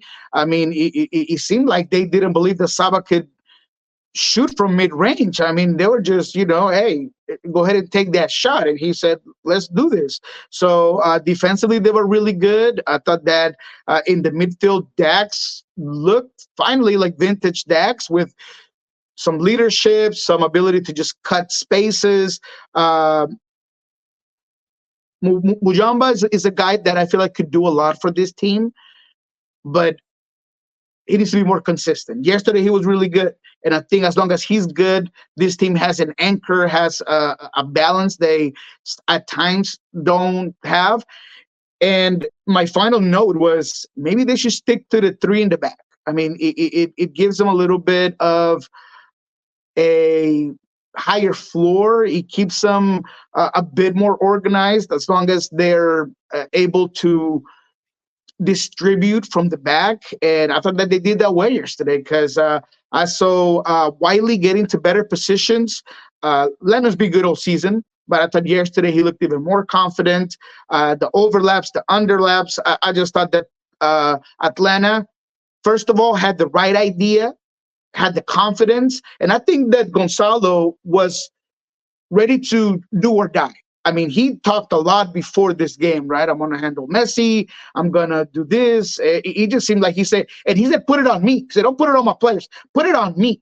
And I thought that was pretty smart of him. And he said he talked to Saba before the game, challenged them to be better, to be more confident. It just seems like all the right buttons were pressed by Gonzalo Pineda.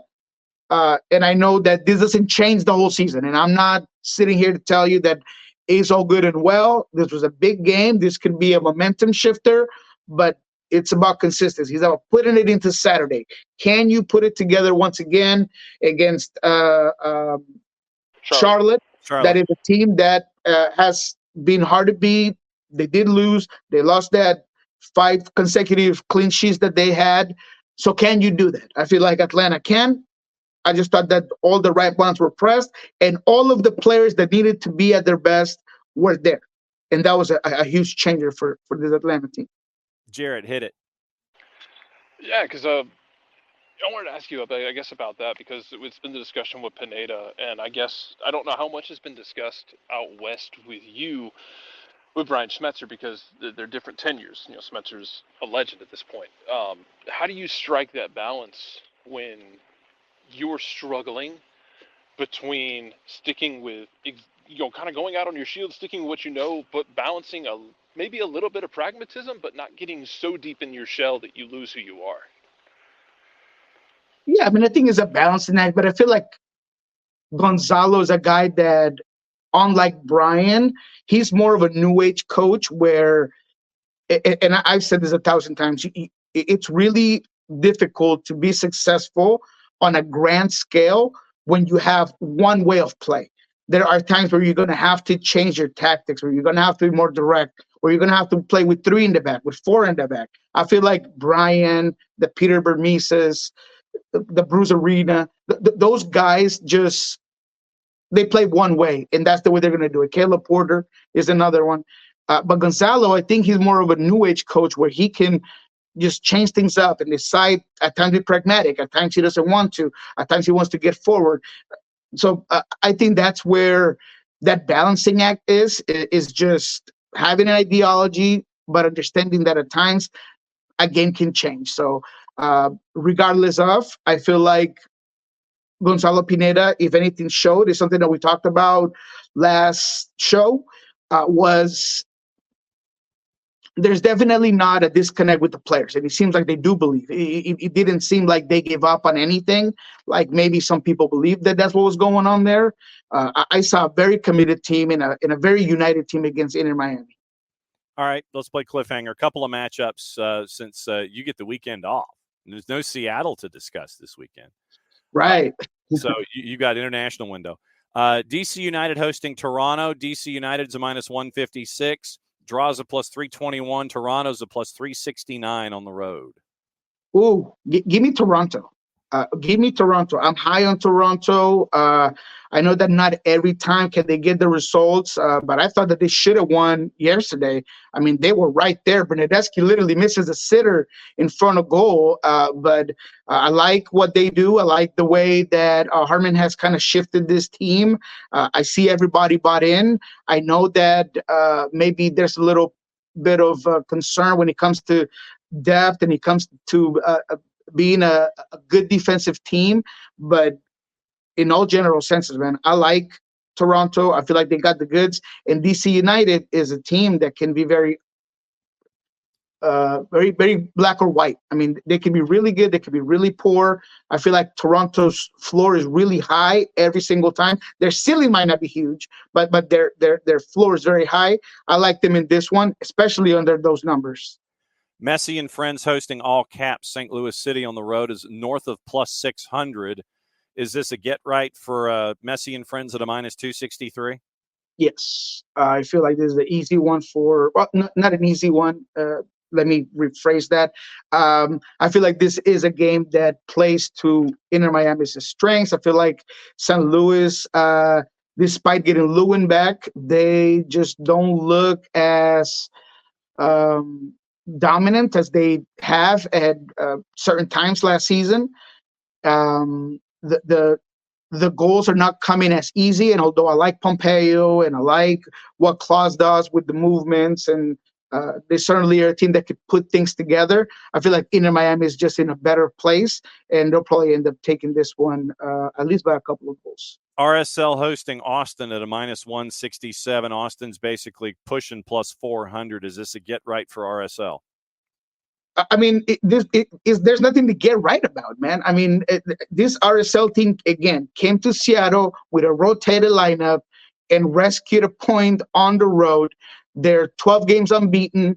They have all of the talent in the world, man. I was looking at the roster and the salary cap, and I could not believe that they have Andres Gomez for less than 300,000 in the salary cap, and they have Chicho for I think it's $2 million and a little bit, and they got Crooks and $1 million salary. I mean, man, the way they're using the salary in RSL is just beautiful. And I'm gonna say one more thing, and I know I'm gonna take too long, and I probably shouldn't because I got a show right after this. But Carlos Gomez, man, yesterday we talked to him, and I have to tell you guys this.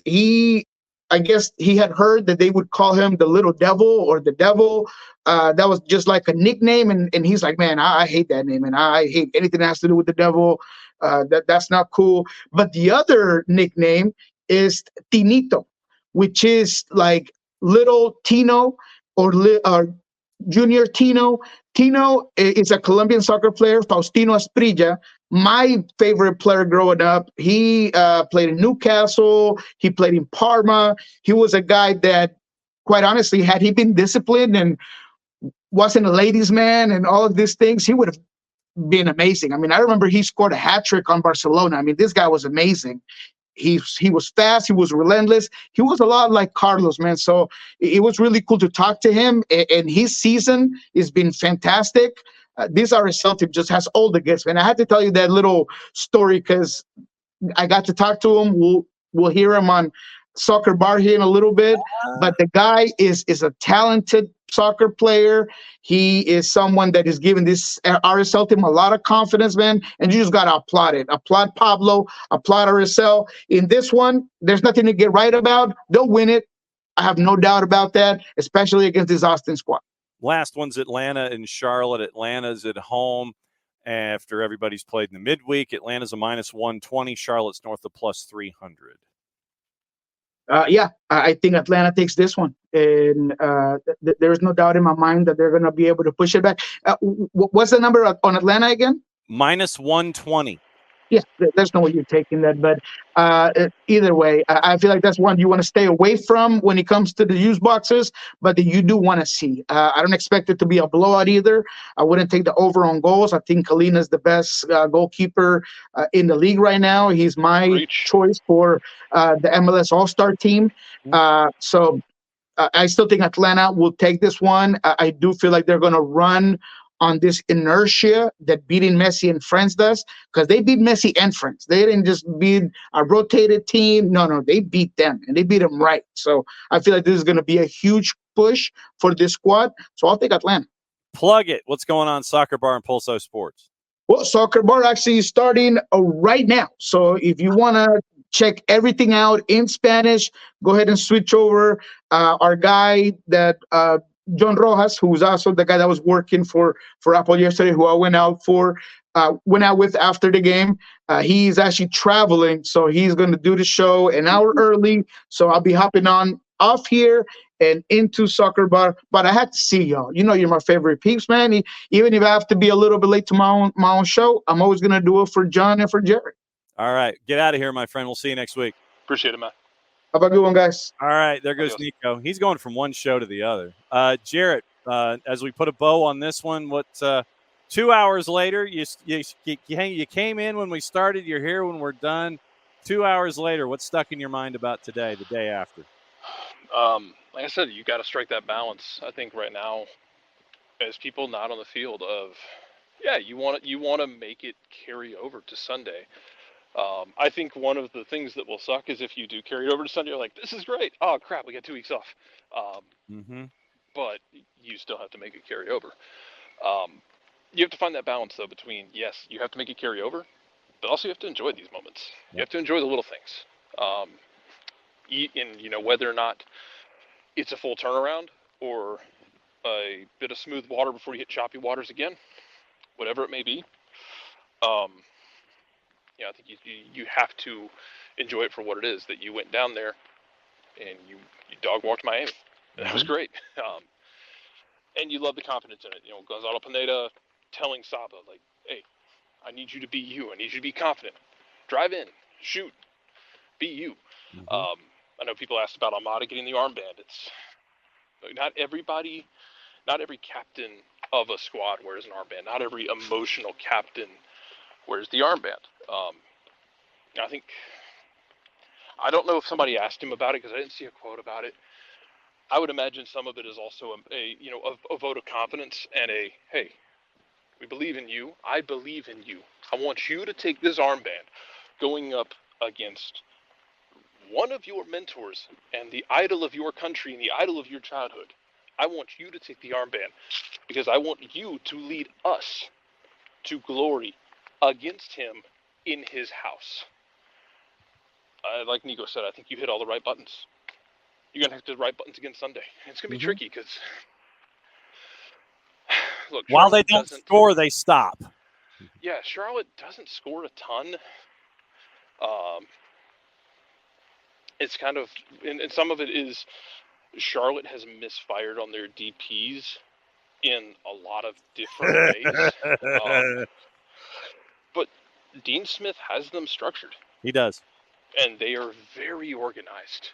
So how do they line up against you? And how pragmatic are they? And how much can you stop those opportunities? Because I know people really like that possession number you saw this week or yesterday. Yeah. You probably won't see that possession number Sunday unless you get out to like a 3-0 lead in 30 minutes, and then you just decide, yeah, you can do whatever you want, Charlotte. And you dare what has been an offense that go look at Charlotte's goals. It's a lot of golazos. It's a lot of insane finishes, and never take away an insane finish from somebody because the skill it takes is outrageous. But I think you dare them to beat you with those. Yep. But they're going to give you more of the ball. They're going to be structured. They're going to be more defensive. They're going to look for their breaks. Kind of like they did here last year when they beat you, like where they were able to hit on transitions or a set piece that bounces the right way, that goes in the other direction, whatever it might be. It's going to look different than it was against Miami. It's kind of that thing where, I guess the thing that'll stick out to me is kind of like when our old buddy Stephen Glass was at Aberdeen. The best games Aberdeen played were against Celtic and Rangers, teams that wanted the ball, where they could counter press them, and when they could play through them, because so many of the teams in Scotland sit deep. If teams come in and sit deep, it's tougher to play through them like Atlanta played through Miami. Atlanta should have played through LAFC better, but they were sloppy in those moments. They were not sloppy against Miami. So you have to replicate that. You're going to have chances to play through. You have to be able to do that. Does it mean sometimes you go verticalidad? Yeah, sure, why not? You're going to have opportunities to go over the top, whether, however you line this up, whether it's Saba and Jamal. I don't know how much GG can give you. Right. Maybe it's like somebody like Shande. However you want to line this up, I would be totally okay with 3 at the back. I don't want to say for certain that's what you'll get, though, because, again, one more than the attack brings. So if they run 1 at the top, you might play with 4 in the back. Right. So you have 2 center backs on 1 guy. Yep. I would be totally okay if you went with 3 at the back for an extended run here, because you have the center back depth. But not only that, you have the center back quality. And one of the things that didn't completely suck about this run, and I know you're kind of reaching when you find those things that didn't completely suck, is that you learned that Noah Cobb is ready, aside from having to man-mark Christian Benteke with no help. Yeah. Which, hey, older guys have that problem too.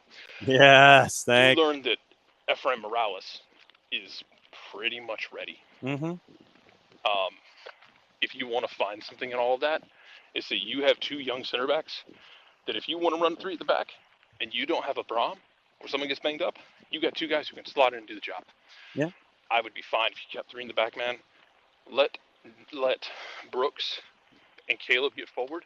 Yep. And you'll figure out what to do on the left wing back side. If you do that with Caleb going to the Olympics, almost certainly anyway. Yeah. So you'll have to figure that out. You'll figure out how it all pieces together when guys go, and other clubs will have not the same problems, but similar problems.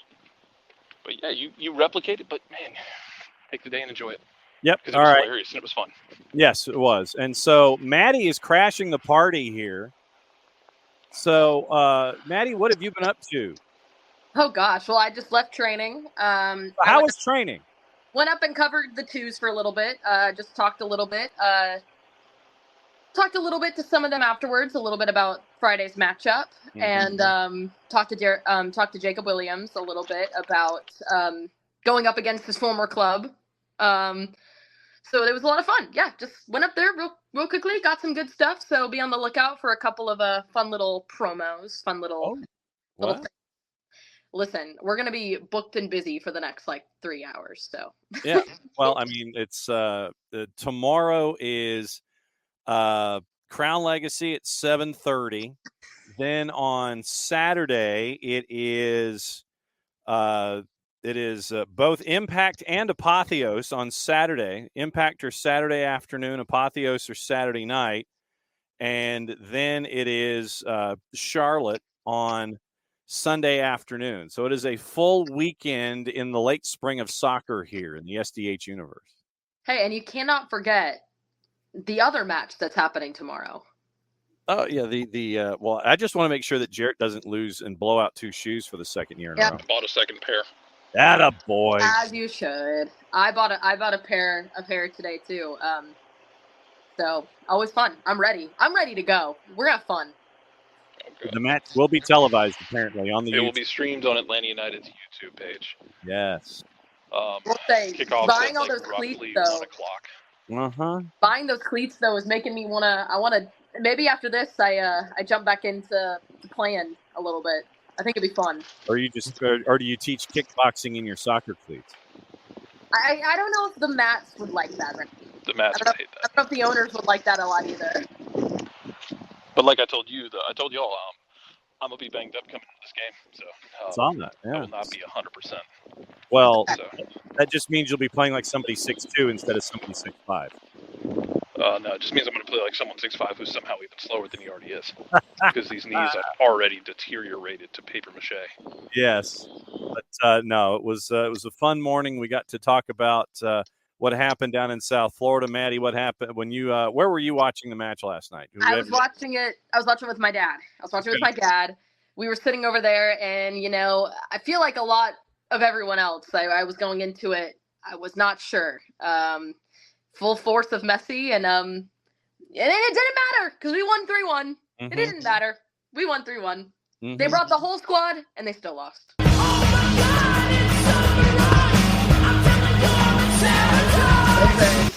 There you go. I remember the first goal, Golasso right outside. I saw he took the shot, and I was like, I don't know if that's going in. And I kept watching it float, and I was like, oh my gosh, that's going in. And then it went in. And Off the steal by Moyamba. Here's Saba coming down the central channel to the top of the arc. He'll shoot from there. Score!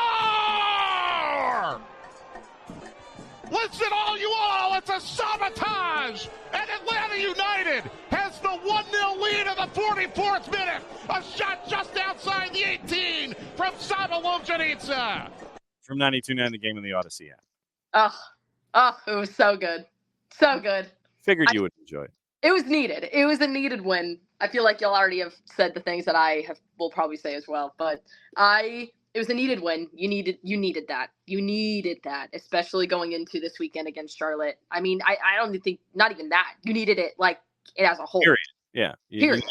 You needed Point blank period, you needed that win. And it doesn't even matter if it's against Messi. Obviously, that's a huge, plus. You beat the number 1 team in the East right now. That's huge. But you needed a win. I mean, I'm going to quote Derek Williams. I said it last night. All it takes is one win.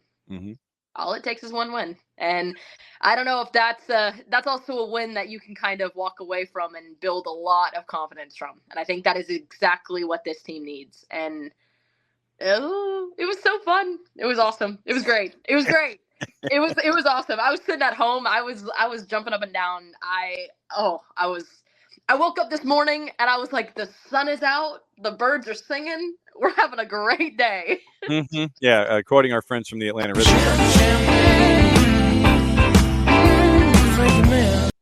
Yeah. Everybody, you want to have a champagne jam, and that's what you had last night. Absolutely. All right. So, in the immortal words of Paul Harvey. Good day. And so that'll be the end of the show. So, Maddie, since you're here and Jarrett gave us the Irish goodbye, since you came in late, go ahead and send us home if you would, please, Missy ma'am. Let's go.